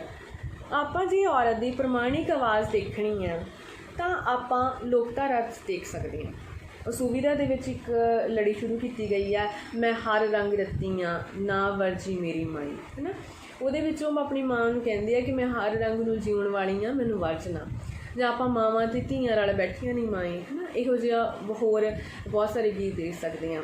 ਲੋਕਧਾਰਾ ਦੇ ਵਿੱਚ ਤਾਂ ਮਾਂ ਅਤੇ ਧੀ ਦਾ ਸੰਵਾਦ ਮੁੱਖ ਰੂੜੀ ਹੈ ਗੱਲਾਂ ਕਰਨ ਦੀ, ਪਰ ਸਾਡੇ ਮੀਡੀਆ 'ਚ ਉਸ ਦੇ ਬਰਾਬਰ ਦਾ ਪ੍ਰਵਚਨ ਹੈ ਜਿਹੜਾ ਸਾਨੂੰ ਨਹੀਂ ਮਿਲਦਾ ਹੈਗਾ।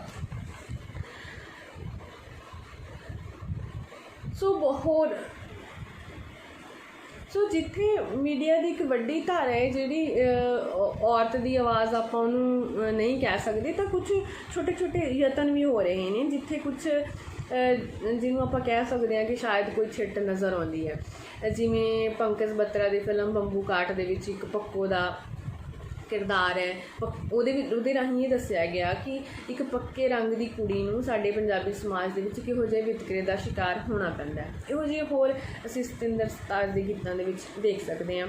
ਮੈਂ ਕੁਛ ਨਾਂ ਲੈਣਾ ਚਾਹੂੰਗੀ। ਸਤਿੰਦਰ ਸਰਤਾਜ, ਜਤਿੰਦਰ ਮੋਰ, ਰਾਜੀਵ ਸ਼ਰਮਾ, ਦਲਜੀਤ ਅਮੀ, ਰਾਣਾ ਰਣਬੀਰ, ਮਨਮੋਹਨ ਸਿੰਘ, ਹਰਜੀਤ ਸਿੰਘ, ਜੈਸਮੀਨ ਸੈਂਡਲਿਸ ਉਹਦਾ ਪਹਿਲਾ ਦੌਰ ਹੈ। ਪੰਕਜ ਬੱਤਰਾ, ਨੀਰੂ ਬਾਜਵਾ ਦੀ ਫਿਲਮ ਮੁੰਡਾ ਹੀ ਚਾਹੀਦਾ, ਜਾਂ ਅੱਜ ਕੱਲ੍ਹ ਹੋਰ ਚਰਚਾ 'ਚ ਫਿਲਮ ਤਾਈ ਕੇਸਰੋ, ਉਸ ਤੋਂ ਪਹਿਲਾਂ ਇੱਕ ਗੇਲੋ ਦਾ ਜ਼ਿਕਰ ਹੁੰਦਾ, ਜਾਂ ਡਾਟਰ ਆਫ ਬਿਨ ਦਾ ਜ਼ਿਕਰ ਹੁੰਦਾ ਹੈ ਨਾ। ਇਹਨਾਂ ਦੇ ਵਿੱਚੋਂ ਆਪਾਂ ਕਿਤੇ ਕਿਤੇ ਜਿਹੜੇ ਹਵਾਲੇ ਨੇ ਉਹ ਦੇਖ ਸਕਦੇ ਹਾਂ ਕਿ ਕਿਤੇ ਕੋਈ ਔਰਤ ਦੀ ਆਵਾਜ਼ ਸਿਰਜਣ ਦੀ ਕੋਸ਼ਿਸ਼ ਕੀਤੀ ਜਾ ਰਹੀ ਹੈ। ਇਹ ਬਹੁਤ ਸੋਹਣੀਆਂ ਗੱਲਾਂ ਨੇ। ਪਰ ਇੱਕ ਮੈਂ ਹੋਰ ਇੱਥੇ ਗੱਲ ਕਹਿਣੀ ਚਾਹੁੰਦੀ ਹਾਂ ਕਿ ਜਦੋਂ ਆਪਾਂ ਦੇਖਿਆ ਕਿ ਔਰਤ ਨੂੰ ਇੱਕ ਮੰਡੀ ਦੀ ਔਰਤ ਵਜੋਂ ਸਿਰਜਿਆ ਜਾ ਰਿਹਾ, ਉਹਨੂੰ ਇੱਕ ਸੋਹਣੀ ਅਤੇ ਕਾਮੁਕ ਔਰਤ ਵਜੋਂ ਸਿਰਜਿਆ ਜਾ ਰਿਹਾ, ਅਤੇ ਜਦੋਂ ਇੱਕ ਐਸੀ ਔਰਤ ਦੇ ਸਾਹਮਣੇ ਕੋਈ ਹੋਰ ਔਰਤ ਸਿਰਜਣ ਦੀ ਕੋਸ਼ਿਸ਼ ਕੀਤੀ ਜਾਂਦੀ ਹੈ ਤਾਂ ਜਿਹੜੇ ਸਾਡੇ ਉਸ ਦੇ ਸਿਰਜਣਕਾਰ ਨੇ ਉਹਨਾਂ ਨੂੰ ਉਹ ਇੱਕ ਬਾਬਲੇ ਦੀ ਪੱਗ ਵਰਗਾ ਪ੍ਰਵਚਨ ਸਿਰਜ ਕਰਦੇ ਨੇ। ਤਾਂ ਉਹਨਾਂ ਨੂੰ ਆਪਣੀ ਇਸ ਵਿਚਾਰਧਾਰਕ ਸੀਮਾ ਨੂੰ ਵੀ ਉਲੰਘਣ ਦੀ ਲੋੜ ਹੈ ਕਿ ਇਹ ਕੋਈ ਆਜ਼ਾਦ ਔਰਤ ਨਹੀਂ। ਜੇਕਰ ਅਸੀਂ ਮੰਡੀ ਦੀ ਔਰਤ ਦਾ ਵਿਰੋਧ ਕਰਨਾ ਤਾਂ ਇਹਦਾ ਮਤਲਬ ਇਹ ਨਹੀਂ ਕਿ ਅਸੀਂ ਔਰਤ ਨੂੰ ਪਿੱਤਰ ਸੱਤਾ ਦੀਆਂ ਕਦਰਾਂ ਕੀਮਤਾਂ ਦੇ ਅਨੁਸਾਰ ਬਾਬਲੇ ਦੀ ਪੱਗ ਵਰਗਾ ਕੋਈ ਪ੍ਰਵਚਨ ਸਿਰਜੀਏ, ਹੈ ਨਾ। ਤਾਂ ਇਸ ਗੱਲੋਂ ਵੀ ਸਾਨੂੰ ਸੁਚੇਤ ਹੋਣ ਦੀ ਲੋੜ ਆ ਕਿ ਅੱਜ ਦੀ ਜਿਹੜੀ ਆਜ਼ਾਦ ਔਰਤ ਆ, ਸੁਤੰਤਰ ਔਰਤ ਆ, ਉਹ ਕੁਛ ਹੋਰ ਸੋਚਦੀ ਆ, ਕੁਛ ਹੋਰ ਮੰਗਦੀ ਆ। ਸੋ ਮੁੱਖ ਦੀ ਗੱਲ ਇਹ ਹੈ ਕਿ ਜਿੱਥੇ ਵੀ ਔਰਤ ਨੂੰ ਥਾਂ ਮਿਲੇ ਉੱਥੇ ਉਹਨੂੰ ਆਪਣੀ ਆਵਾਜ਼ 'ਚ ਗੱਲ ਕਰਨੀ ਚਾਹੀਦੀ ਆ, ਆਪਣੀ ਸੱਚੀ ਮੁੱਚੀ ਦੀ ਆਵਾਜ਼, ਹੈ ਨਾ। ਕਿਸੇ ਹੋਰ ਦਾ ਸਪੀਕਰ ਨਹੀਂ ਬਣਨਾ ਚਾਹੀਦਾ, ਆਪਣੀ ਆਵਾਜ਼ ਦੇ ਵਿੱਚ ਗੱਲ ਕੀਤੀ ਜਾਵੇ। ਅਸੀਂ ਇਹ ਆਸ ਕਰਦੇ ਹਾਂ ਕਿ ਸ਼ਾਇਦ ਮੀਡੀਆ ਦੇ ਵਿੱਚ ਵੀ ਔਰਤਾਂ ਗਿਣਤੀ 'ਚ ਵੀ ਵੱਧ ਹੋਣਗੀਆਂ ਅਤੇ ਉਹ ਸ਼ਕਤੀਸ਼ਾਲੀ ਥਾਵਾਂ 'ਤੇ ਹੋਣਗੀਆਂ ਤਾਂ ਜੋ ਸੱਚੀ ਮੁੱਚੀ ਆਪਣੇ ਦਿਲ ਦੀ ਗੱਲ ਕਰ ਸਕਣ। ਅੱਗੇ ਆਪਾਂ ਗੱਲ ਕਰਦੇ ਹਾਂ ਮੀਡੀਆ ਦੀ ਭਾਸ਼ਾ ਦੀ। ਮੀਡੀਆ ਦੀ ਭਾਸ਼ਾ ਕਿਹੋ ਜਿਹੀ ਹੈ? ਤਾਂ ਹੁਣ ਮੀਡੀਆ ਦੀ ਭਾਸ਼ਾ ਦਾ ਇੱਕ ਬਹੁਤ ਹੀ ਅਹਿਮ ਚਿੰਨ੍ਹ ਪ੍ਰਗਟ ਹੁੰਦਾ ਹੈ ਕਿ ਇਹ ਬਹੁਤ ਹੀ ਅਤੀ ਨਿੱਜੀ ਜਿਹੀ ਭਾਸ਼ਾ ਹੈ ਨਾ, ਅਤੀ ਨਿੱਜੀ ਪ੍ਰਗਟਾਵਾ ਹੈ। ਨਾਰੀਵਾਦੀ ਲੇਖਕ ਚਿੰਤਕ ਐਲਨ ਸ਼ੋਵਾਲਟਰ ਨੇ ਐਡਲਰ ਦੇ ਹਵਾਲੇ ਨਾਲ ਇੱਕ ਸੰਕਲਪ ਦਿੱਤਾ ਵਾਈਟ ਜ਼ੋਨ ਦਾ, ਜਿਹਨੂੰ ਮੈਂ ਪੰਜਾਬੀ 'ਚ ਜੰਗਲੀ ਭਾਵ ਖੇਤਰ ਕਿਹਾ। ਉਹ ਮਰਦ ਅਤੇ ਔਰਤ ਲਿੰਗ ਦੀ ਇੱਕ ਦੂਜੇ ਨਾਲ ਵੱਖਰੀ ਅਤੇ ਆਪਣੇ ਲਿੰਗ ਨਾਲ ਸਾਂਝੀ ਕੋਈ ਥਾਂ, ਜਿਹੜੀ ਸੱਭਿਆਚਾਰਕ ਭਾਸ਼ਕ ਥਾਂ ਹੈ, ਉਹਨੂੰ ਉਹ ਵਾਈਲਡ ਜ਼ੋਨ ਕਹਿੰਦੀ ਆ, ਜੰਗਲੀ ਭਾਵ ਖੇਤਰ। ਭਾਵ ਕਿ ਔਰਤਾਂ ਦੀ ਔਰਤਾਂ ਨਾਲ ਸਾਂਝੀ ਆ ਅਤੇ ਮਰਦਾਂ ਤੋਂ ਵੱਖਰੀ ਹੈ, ਇੱਕ ਐਸੀ ਥਾਂ ਹੈ। ਹੁਣ ਜਦੋਂ ਅਸੀਂ ਮੀਡੀਆ ਦੀ ਭਾਸ਼ਾ ਵੱਲ ਦੇਖਦੇ ਹਾਂ ਤਾਂ ਕੁਛ ਕਿਹੋ ਜਿਹੀ ਭਾਸ਼ਾ ਹੈ। ਮੈਂ ਕੁਛ ਗੀਤ ਤੇ ਨੋਟ ਕੀਤੇ ਨੇ। ਪਊਏ ਜਿੱਡੇ ਕੱਦ ਵਾਲੀਏ, ਜਾਂ ਇੱਕ ਗੀਤ ਹੈ ਚਸਕਾ ਹੈ ਯਾਰਾਂ ਨੂੰ, ਇਹਦੇ ਵਿੱਚ ਕੁਛ ਫਰੇਜ਼ ਆਉਂਦੇ ਨੇ, ਨੱਡੀਆਂ ਦਾ ਝਾਕਾ ਲੈਣ ਦਾ, ਅੱਖ ਨੂੰ ਬਸ ਲੜੀ ਰੱਖਣ ਦਾ, ਹੈ ਨਾ, TCR ਵੇਰ ਲਾਉਣ ਦਾ। ਜਾਂ ਇੱਕ ਹੋਰ ਗੀਤ ਹੈ ਡੋਪ ਸ਼ੋਪ, ਹੈ ਨਾ, ਮੈਂ ਪਹਿਲਾਂ ਵੀ ਉਦਾਹਰਨ ਲਿੱਤੀ ਹੈ, ਇਹਦੇ ਮੈਂ ਨਹੀਂ ਕੋਟ ਕਰੂੰਗੀ, ਇਹ ਤੁਸੀਂ ਖੁਦ ਹੀ ਦੇਖ ਸਕਦੇ ਹੋ। ਬਹੁਤ ਹੀ ਦੋਹਰੇ ਅਰਥਾਂ ਵਾਲੀ ਜਿਹੜੀ ਭਾਸ਼ਾ ਹੈ ਉਹ ਵਰਤੀ ਗਈ ਹੈ। ਸੋ ਇਹ ਜਿਹੜੀ ਭਾਸ਼ਾ ਇਹ ਮਰਦ ਦੇ ਵਾਈਲਡ ਜ਼ੋਨ ਦੀ ਭਾਸ਼ਾ ਹੈ, ਮਰਦ ਦੇ ਉਸ ਅਤੀ ਨਿੱਜੀ ਖੇਤਰ ਦੀ ਭਾਸ਼ਾ ਹੈ ਜਿਹੜੀ ਸਿੱਧੇ ਤੌਰ 'ਤੇ ਪ੍ਰਗਟਾਵੇ ਦੀ ਮਨਾਹੀ ਹੈ। ਇੱਕ ਸੱਭਿਅਕ ਸਮਾਜ ਇਜਾਜ਼ਤ ਨਹੀਂ ਦਿੰਦਾ ਕਿ ਉਹ ਗੱਲਾਂ ਨੂੰ ਸਿੱਧੇ ਤੌਰ 'ਤੇ ਪ੍ਰਗਟ ਕੀਤਾ ਜਾਵੇ। ਹੁਣ ਔਰਤਾਂ ਦੀ ਵੀ ਵਾਈਲਡ ਜ਼ੋਨ ਦੀ ਭਾਸ਼ਾ ਹੁੰਦੀ ਹੈ ਇੱਕ, ਉਹ ਕਿੱਥੇ ਪ੍ਰਗਟ ਹੁੰਦੀ ਹੈ? ਉਹ ਲੋਕਧਾਰਾ ਦੇ ਗੀਤਾਂ 'ਚ, ਬੋਲੀਆਂ 'ਚ, ਸਿੱਠਣੀਆਂ 'ਚ ਪ੍ਰਗਟ ਹੁੰਦੀ ਹੈ। ਇਹੋ ਜਿਹੀ ਭਾਸ਼ਾ ਦਾ ਇੱਕ ਪਾਬੰਦੀ ਕਹਿ ਲਓ ਜਾਂ ਇੱਕ ਦਾਇਰਾ ਨਿਸ਼ਚਿਤ ਹੁੰਦਾ ਕਿ ਉਹ ਦਾਇਰੇ ਦੇ ਵਿੱਚ ਵਰਤੀ ਜਾਂਦੀ ਹੈ। ਹੁਣ ਔਰਤਾਂ ਦੀ ਉਸ ਦਾਇਰੇ ਦੀ ਭਾਸ਼ਾ ਤਾਂ ਲੋਕਧਾਰਾ 'ਚ ਪ੍ਰਗਟ ਹੁੰਦੀ ਹੈ। ਮੀਡੀਆ ਦੇ ਵਿੱਚ ਬੰਦੇ ਦੀ, ਮਰਦ ਦੀ ਵਾਈਲਡ ਜ਼ੋਨ ਦੀ ਭਾਸ਼ਾ ਪ੍ਰਗਟ ਹੁੰਦੀ ਹੈ ਜਿਹਦੀ ਸਿੱਧੇ ਤੌਰ 'ਤੇ ਪਾਬੰਦੀ ਹੈ। ਇਸੇ ਕਰਕੇ ਸਾਨੂੰ ਉਹ ਅਸ਼ਲੀਲ ਵੀ ਲੱਗਦੀ ਹੈ। ਸੋ ਮੈਂ ਕਹਿਣਾ ਚਾਹ ਰਹੀ ਹਾਂ ਕਿ ਜਿਹੜੀ ਮੀਡੀਆ ਦੀ ਭਾਸ਼ਾ ਹੈ ਉਹ ਮਰਦ ਦੇ ਅਨੁਭਵ ਦੇ ਨੇੜੇ ਆ। ਜਦੋਂ ਅਸੀਂ ਹੁਣ ਨਾਰੀ ਮੁਕਤੀ ਦਾ ਕੋਈ ਪ੍ਰੋਜੈਕਟ ਸੋਚਦੇ ਹਾਂ ਤਾਂ ਸਾਨੂੰ ਔਰਤਾਂ ਨੂੰ ਆਪਣੀ ਭਾਸ਼ਾ ਦੇ ਬਾਰੇ ਵੀ ਸੋਚਣਾ ਪੈਣਾ, ਭਾਸ਼ਾ ਦੀ ਗ੍ਰਾਮਰ ਦੇ ਬਾਰੇ ਵੀ ਸੋਚਣਾ ਪੈਣਾ ਕਿ ਜਦੋਂ ਅਸੀਂ ਆਪਣੀ ਗੱਲ ਕਰਨੀ ਆ, ਦਿਲ ਦੀ ਗੱਲ ਕਰਨੀ ਆ, ਉਹ ਗੱਲ ਕਰਨੀ ਹੈ ਜਿਹੜੀ ਸਾਡੇ ਹੱਡਾਂ 'ਤੇ ਬੀਤਦੀ ਆ, ਉਹ ਗੱਲ ਕਰਨੀ ਹੈ ਜਿਹੜੀ ਸਾਡੀ ਮਾਨਸਿਕਤਾ ਨੂੰ ਪ੍ਰਭਾਵਿਤ ਕਰ ਰਹੀ ਹੈ, ਤਾਂ ਉਹਦੇ ਲਈ ਕੋਈ ਭਾਸ਼ਾ ਵੀ ਨਵੀਂ ਹੋਵੇ। ਪੰਜਾਬੀ ਭਾਸ਼ਾ ਦਾ ਖਾਸਾ ਸਾਨੂੰ ਪਤਾ ਹੈ ਕਿ ਮਰਦਾਵਾਂ ਖਾਸਾ ਹੈ ਨਾ। ਇੱਥੇ ਕਮਲਾ ਭਸੀਨ ਦੀ ਗੱਲ ਬਹੁਤ ਸੋਹਣੀ ਆ, ਉਹ ਨਾ ਇੱਕ ਨਵੀਂ ਤਰ੍ਹਾਂ ਦੀ ਭਾਸ਼ਾ ਸਿਰਜ ਰਹੀ ਆ। ਜਿਸ ਤਰ੍ਹਾਂ ਕਿ ਆਪਾਂ ਕਹੀਏ ਕਿ ਅਸੀਂ ਦੇਖਦੇ ਹਾਂ ਕਿ ਜਦੋਂ ਇੱਕ ਵਚਨ 'ਚ ਗੱਲ ਆਉਂਦੀ ਆ ਤਾਂ ਉਹਦੇ 'ਚ ਅਸੀਂ ਲਿੰਗ ਨੂੰ ਪ੍ਰਗਟ ਕਰ ਸਕਦੇ, ਪਰ ਜਦੋਂ ਬਹੁ ਵਚਨ 'ਚ ਗੱਲ ਆਉਂਦੀ ਆ ਤਾਂ ਜਿਹੜਾ ਲਿੰਗ ਆ ਉਹ ਮਰਦਾਵਾਂ ਹੋ ਜਾਂਦਾ। ਪਰ ਕਮਲਾ ਭਸੀਨ ਇਹਨੂੰ ਬਦਲ ਦਿੰਦੀ ਹੈ। ਜਦੋਂ ਬਹੁ ਵਚਨ ਹੁੰਦਾ ਤਾਂ ਵੀ ਉਹ ਔਰਤ ਲਿੰਗ ਰੱਖਦੀ ਹੈ। ਜਿਵੇਂ ਹੁਣ ਆਪਾਂ ਕਹਿਣਾ ਹੋਵੇ ਕਿ ਅਸੀਂ ਸੰਘਰਸ਼ ਕਰਾਂਗੇ ਤਾਂ ਕਮਲਾ ਭਸੀਨ ਕਹੂਗੀ ਅਸੀਂ ਸੰਘਰਸ਼ ਕਰਾਂਗੀਆਂ। ਮੈਨੂੰ ਬੜਾ ਇਸ ਗੱਲ ਨੇ ਪ੍ਰਭਾਵਿਤ ਕੀਤਾ ਅਤੇ ਮੈਂ ਆਪਣੇ ਤੌਰ 'ਤੇ ਐਕਸਪੈਰੀਮੈਂਟ ਸ਼ੁਰੂ ਕੀਤੇ। ਤਾਂ ਮੈਂ ਅਖਬਾਰ ਲਈ ਲੇਖ ਲਿਖਦੀ ਹਾਂ, ਉਹਦੇ ਵਿੱਚ ਮੈਂ ਆਪਣੇ ਇਸ ਤਰ੍ਹਾਂ ਦੇ ਛੋਟੇ ਐਕਸਪੈਰੀਮੈਂਟ ਕਰਦੀ ਹਾਂ ਕਿ ਕੋਈ ਔਰਤਾਂ ਦੀ ਭਾਸ਼ਾ ਹੋਵੇ। ਅਤੇ ਦਿਲਚਸਪ ਗੱਲ ਇਹ ਹੈ ਕਿ ਜਦੋਂ ਆਰਟੀਕਲ ਛਪਦੇ ਨੇ ਤਾਂ ਅਖਬਾਰ 'ਚ ਉਹਦੀ ਐਡੀਟਿੰਗ ਹੋ ਜਾਂਦੀ ਆ ਕਿ ਸ਼ਾਇਦ ਇਹ ਕੋਈ ਗ੍ਰਾਮਰ ਦੇ ਤੌਰ 'ਤੇ ਮਿਸਟੇਕ ਹੋ ਗਈ ਹੈ ਨਾ। ਚਲੋ ਇਹ ਗੱਲ ਨੂੰ ਛੱਡਦੇ ਹਾਂ, ਪਰ ਇਹ ਸਾਡੇ ਅੱਗੇ ਸਵਾਲ ਹੈ ਕਿ ਅਸੀਂ ਆਪਣੀ ਤਰ੍ਹਾਂ ਦੀ ਭਾਸ਼ਾ ਜਿਹੜੀ ਉਹ ਸਿਰਜੀਏ। ਹੁਣ ਅਗਲਾ ਬਹੁਤ ਹੀ ਮਹੱਤਵਪੂਰਨ ਨੁਕਤਾ ਹੈ ਕਿ ਮੀਡੀਆ 'ਚ ਗੈਰ ਹਾਜ਼ਰ ਔਰਤ। ਹੁਣ ਅਸੀਂ ਦੇਖ ਲਿਆ ਕਿ ਇੱਕ ਪਾਸੇ ਤਾਂ ਉਸ ਔਰਤ ਦਾ ਬਿੰਬ ਹੈ ਜਿਹੜੀ ਪਿਤਰਕੀ ਦੀਆਂ ਕਦਰਾਂ ਕੀਮਤਾਂ ਦੇ ਅਨੁਸਾਰ ਸਿਰਜੀ ਜਾਂਦੀ ਹੈ, ਉਹਦੇ ਵਿੱਚ ਘਰੇਲੂਪਣ ਦੇ ਗੁਣ ਨੇ ਜਿਹੜੇ ਉਹ ਕਲਪੇ ਜਾਂਦੇ ਨੇ। ਅਤੇ ਦੂਸਰੇ ਪਾਸੇ ਪੂੰਜੀਵਾਦ ਦੀ ਉਸ ਮੰਡੀ ਮਾਨਸਿਕਤਾ ਦੇ ਤਹਿਤ ਔਰਤ ਨੂੰ ਇੱਕ ਵਸਤੂ ਦੇ ਵਾਂਗੂ ਚਿੱਤਰਿਆ ਜਾਂਦਾ, ਜਿਹਦੇ ਤੋਂ ਸੁੰਦਰਤਾ ਜਾਂ ਕਾਮੁਕਤਾ ਦੇ ਇੱਕ ਤੈਅਸ਼ੁਦਾ ਮਿਆਰਾਂ ਦੀ ਮੰਗ ਕੀਤੀ ਜਾਂਦੀ ਹੈ। ਪਰ ਅਸੀਂ ਦੇਖੀਏ ਕਿ ਇਹਨਾਂ ਦੋਨੇ ਔਰਤਾਂ ਦੇ ਸਮਾਨ ਅੰਤਰ ਪੰਜਾਬੀ ਸਮਾਜ ਦੇ ਵਿੱਚ ਇੱਕ ਤੀਜੀ ਤਰ੍ਹਾਂ ਦੀ ਔਰਤ ਵੀ ਹੈ, ਇੱਕ ਸੁਚੇਤ, ਇੱਕ ਚੇਤਨ ਔਰਤ ਜਿਹੜੀ ਆਪਣੇ ਹੱਕਾਂ ਦੇ ਲਈ ਲੜ ਰਹੀ ਹੈ, ਜਿਹੜੀ ਸਥਾਪਤੀ ਦੇ ਨਾਲ ਜਿਹਨੇ ਸੰਘਰਸ਼ ਕਰ ਰਹੀ ਹੈ। ਜਿਹੜੀ ਆਪਾਂ ਉਦਾਹਰਨਾਂ ਦੇਖੀਏ, ਪਿੰਜਰਾ ਤੋੜ ਮੂਵਮੈਂਟ ਦੇਖੀਏ, ਉਹਦੇ ਤਹਿਤ ਕੁੜੀਆਂ ਲੜੀਆਂ। ਪੰਜਾਬ ਯੂਨੀਵਰਸਿਟੀ ਦੇ ਵਿੱਚ ਕੁੜੀਆਂ ਨੇ ਹੋਸਟਲ ਲਈ ਲੰਮੇ ਸਮੇਂ ਸੰਘਰਸ਼ ਕੀਤੇ। ਪੰਜਾਬੀ ਯੂਨੀਵਰਸਿਟੀ ਦੇ ਵਿੱਚ ਕੁੜੀਆਂ ਹੋਸਟਲ ਲਈ ਸੰਘਰਸ਼ ਕਰਦੀਆਂ ਦਿਖੀਆਂ ਸੀ। ਬੜੇ ਛੋਟੇ ਕਲਿੱਪ ਜਿਹੜੇ ਵਾਰ-ਵਾਰ ਦੇਖੇ, ਮੈਨੂੰ ਬੜਾ ਚੰਗਾ ਲੱਗਿਆ ਉਹ, ਹੈ ਨਾ। ਇੱਕ ਪੰਜਾਬੀ ਯੂਨੀਵਰਸਿਟੀ ਦੇ ਵਿੱਚ ਜਦੋਂ ਉਹ ਸਾਰਾ ਸੰਘਰਸ਼ ਚੱਲ ਰਿਹਾ ਸੀ ਤਾਂ ਇੱਕ ਕੁੜੀ ਨਾ ਪੁਲਿਸ ਵਾਲਿਆਂ ਨੂੰ ਲਲਕਾਰ ਰਹੀ ਆ, ਉਹ ਸੀਨ ਬੜਾ ਖੂਬਸੂਰਤ ਸੀ। ਇੱਕ ਹੋਰ ਸੀਨ ਦੇ ਵਿੱਚ, ਕਲਿੱਪ ਦੇ ਵਿੱਚ, ਔਰਤ ਅਥਾਰਟੀ ਨੂੰ ਲਲਕਾਰ ਰਹੀ ਹੈ ਕਿ ਮੈਨੂੰ ਬੇਟਾ ਨਾ ਕਹਿ, ਹੈ ਨਾ, ਮੇਰੇ ਨਾਲ ਗੱਲ ਕਰ। ਇਹੋ ਜਿਹੀਆਂ ਪਾਵਰਫੁਲ ਕੁੜੀਆਂ ਵੀ ਨੇ। ਇਹ ਤਾਂ ਚਲੋ ਇਹਨਾਂ ਯੂਨੀਵਰਸਿਟੀਆਂ ਦੇ ਵਿੱਚ ਫਿਰ ਵੀ ਔਰਤਾਂ ਨੂੰ, ਸਟੂਡੈਂਟਸ ਨੂੰ ਕਿਤੇ ਕੋਈ ਆਜ਼ਾਦੀ ਹੈ, ਪਰ ਜਿਹੜੀਆਂ ਪੰਜਾਬ ਦੀਆਂ ਪ੍ਰਾਈਵੇਟ ਯੂਨੀਵਰਸਿਟੀਆਂ ਨੇ, ਜਿਵੇਂ ਪਿੱਛੇ ਅਕਾਲ ਯੂਨੀਵਰਸਿਟੀ, ਉੱਥੇ ਔਰਤਾਂ ਦੇ ਲਈ, ਕੁੜੀਆਂ ਦੇ ਲਈ ਇੰਨਾ ਮੋਕਲਾ, ਇੰਨੀ ਆਜ਼ਾਦੀ ਵਾਲਾ ਮਾਹੌਲ ਨਹੀਂ ਹੈਗਾ, ਹੈ ਨਾ। ਉਹ ਸਧਾਰਨ ਘਰਾਂ ਦੀਆਂ ਕੁੜੀਆਂ ਜਿਹੜੀਆਂ ਕਿਤੇ ਕਿਸੇ ਰੈਲੀ 'ਚ ਨਹੀਂ ਗਈਆਂ ਹੋਣਗੀਆਂ, ਜਿਨ੍ਹਾਂ ਨੇ, ਮੈਨੂੰ ਨਹੀਂ ਲੱਗਦਾ ਕਦੇ ਕੋਈ ਉਹਨਾਂ ਨੇ ਨਾਅਰਾ ਲਾਇਆ ਹੋਊਗਾ, ਉਹ ਕੁੜੀਆਂ ਵੀ ਇਕੱਠੀਆਂ ਹੋਈਆਂ, ਉਹਨਾਂ ਨੇ ਨਾਅਰੇ ਲਾਏ, ਮੁੰਡਿਆਂ ਨੇ ਉਹਨਾਂ ਦਾ ਸਾਥ ਦਿੱਤਾ, ਹੈ ਨਾ। ਸੈਨੇਟਰੀ ਪੈਡ ਵਾਲਾ ਇਸ਼ੂ ਹੋ ਗਿਆ ਸੀ, ਉਹ ਆਪਣੇ ਉਸ ਬਦਲੇ ਲਈ ਉਹਨਾਂ ਨੇ ਅਥਾਰਟੀ ਨਾਲ ਉਹ ਲੜੀਆਂ। ਕਹਿਣ ਦਾ ਭਾਵ ਇੱਕ ਐਸੀ ਕੁੜੀਆਂ ਦੀ ਜਮਾਤ ਹੈ ਜਿਹੜੀ ਉਹ ਪੈਦਾ ਹੋ ਰਹੀ ਹੈ, ਜਿਹੜੀ ਸੱਤਾ ਨੂੰ, ਸਥਾਪਤੀ ਨੂੰ ਚੈਲੰਜ ਕਰ ਰਹੀ ਹੈ। ਕਾਨੂੰਪ੍ਰਿਆ ਦਾ ਪ੍ਰਧਾਨ ਬਣਨਾ, ਹੈ ਨਾ, ਇਹ ਵੀ ਸਾਡੇ ਕੋਲ ਇੱਕ ਵੱਡੀ ਉਦਾਹਰਨ ਹੈ। ਇਸ ਤੋਂ ਵੀ ਥੋੜ੍ਹਾ ਪਿੱਛੇ ਜਾਈਏ ਤਾਂ ਅਸੀਂ ਦੇਖਦੇ ਹਾਂ ਕਿ ਪੰਜਾਬ ਦੇ ਵਿੱਚ ਨਾਟਕਾਂ ਦੀ ਇੱਕ ਲੰਬੀ ਪਰੰਪਰਾ ਹੈ। ਤਾਂ ਨਾਟਕਾਂ 'ਚ ਕੰਮ ਕਰਨ ਵਾਸਤੇ ਕੁੜੀਆਂ ਨੇ ਆਪਣੇ ਘਰਦਿਆਂ ਨਾਲ ਲੜਾਈਆਂ ਕੀਤੀਆਂ। ਸਾਡੇ ਕੋਲ ਬੜੇ ਲੰਮੇ ਸਮੇਂ ਤੋਂ ਖੱਬੇ ਪੱਖੀ ਜਥੇਬੰਦੀਆਂ ਕੰਮ ਕਰ ਰਹੀਆਂ ਨੇ, ਉਹਦੇ ਵਿੱਚ ਕੁੜੀਆਂ ਕੰਮ ਕਰਦੀਆਂ ਨੇ ਲਗਾਤਾਰ, ਹੈ ਨਾ। ਜਾਂ ਇੱਕ ਹੋਰ ਉਦਾਹਰਨ ਦੇਖ ਲਈਏ ਕਿ ਕਰੀਬ ਪੌਣੀ ਸਦੀ ਤੋਂ ਪੰਜਾਬੀ ਦੀਆਂ ਲੇਖਕਾਵਾਂ ਆਪਣੀ ਇੱਕ ਆਜ਼ਾਦ, ਸੁਤੰਤਰ ਹੋਂਦ ਦਰਜ ਕਰਵਾ ਰਹੀਆਂ ਨੇ। ਪਰ ਇਹਦੇ ਸਮਾਨਾਂਤਰ ਅਸੀਂ ਆਪਣੇ ਗੀਤਾਂ ਨੂੰ, ਆਪਣੇ ਗੀਤ ਫਿਲਮਾਂਕੜਾਂ ਨੂੰ, ਫਿਲਮਾਂ ਨੂੰ ਦੇਖੀਏ ਕਿ ਇਹੋ ਜਿਹੇ ਪਾਤਰ ਸਾਨੂੰ ਕਿੱਥੇ ਨਜ਼ਰ ਆਉਂਦੇ ਨੇ। ਇੱਕਾ ਦੁੱਕਾ ਛੱਡ ਸਕਦੇ ਹਾਂ, ਜਤਿੰਦਰ ਮੌਰ ਹੋਰਾਂ ਦੀ ਫਿਲਮ ਸਿਕੰਦਰ, ਉਹਦੇ ਵਿੱਚ ਆਪਾਂ ਸਟੂਡੈਂਟ ਪੋਲੀਟਿਕਸ ਦੀ ਗੱਲ ਹੋਈ ਆ, ਹੈ ਨਾ। ਪਰ ਕਿਤੇ ਭਾਰੂ ਤੌਰ 'ਤੇ ਇਹ ਸਾਰਾ ਕੁਝ ਨਜ਼ਰ ਨਹੀਂ ਆਉਂਦਾ ਹੈਗਾ। ਮੈਨੂੰ ਲੱਗਦਾ ਕਿ ਬਹੁਤ ਹੀ ਸਾਜ਼ਿਸ਼ੀ ਤਰੀਕੇ ਨਾਲ ਇਹ ਸਾਰਾ ਕੁਝ ਗਾਇਬ ਆ ਕਿ ਉਹ ਕੁੜੀਆਂ ਜਿਹੜੀਆਂ ਪੰਜਾਬ ਦੇ ਚਿੱਤਰਪਟ ਉੱਤੇ ਆਪਣੀ ਹੋਂਦ ਦਰਜ ਕਰਵਾ ਰਹੀਆਂ ਨੇ ਉਹ ਸਾਡੇ ਮੀਡੀਆ 'ਚ ਕਿਤੇ ਨਹੀਂ ਹੈਗੀਆਂ। ਕੁਛ ਦਿਨ ਪਹਿਲਾਂ ਚਰਨਜੀਤ ਭੁੱਲਰ ਹੋਰਾਂ ਦਾ ਲੇਖ ਆਇਆ ਸੀ, ਅਸੀਂ ਲੀਰਾਂ ਦੀਆਂ ਗੁੱਡੀਆਂ ਨਹੀਂ, ਹੈ ਨਾ। ਉਹਦੇ 'ਚ ਹੋਰ ਬਹੁਤ ਹੀ ਸ਼ਕਤੀਸ਼ਾਲੀ ਔਰਤਾਂ ਦਾ ਜ਼ਿਕਰ ਸੀ। ਅਵਨੀਤ ਸਿੱਧੂ ਹੋਰਾਂ ਨੇ ਇੱਕ ਗਾਇਕ ਨੂੰ ਚੈਲੰਜ ਕਰ ਲਿਆ ਕਿ ਤੂੰ ਕੌਣ ਹੁੰਦਾ ਹੈ ਨਾ। ਇਹੋ ਜਿਹੇ ਸਾਨੂੰ ਬਹੁਤ ਉਦਾਹਰਨਾਂ ਜਿਹੜੀਆਂ ਉਹ ਮਿਲਦੀਆਂ ਨੇ।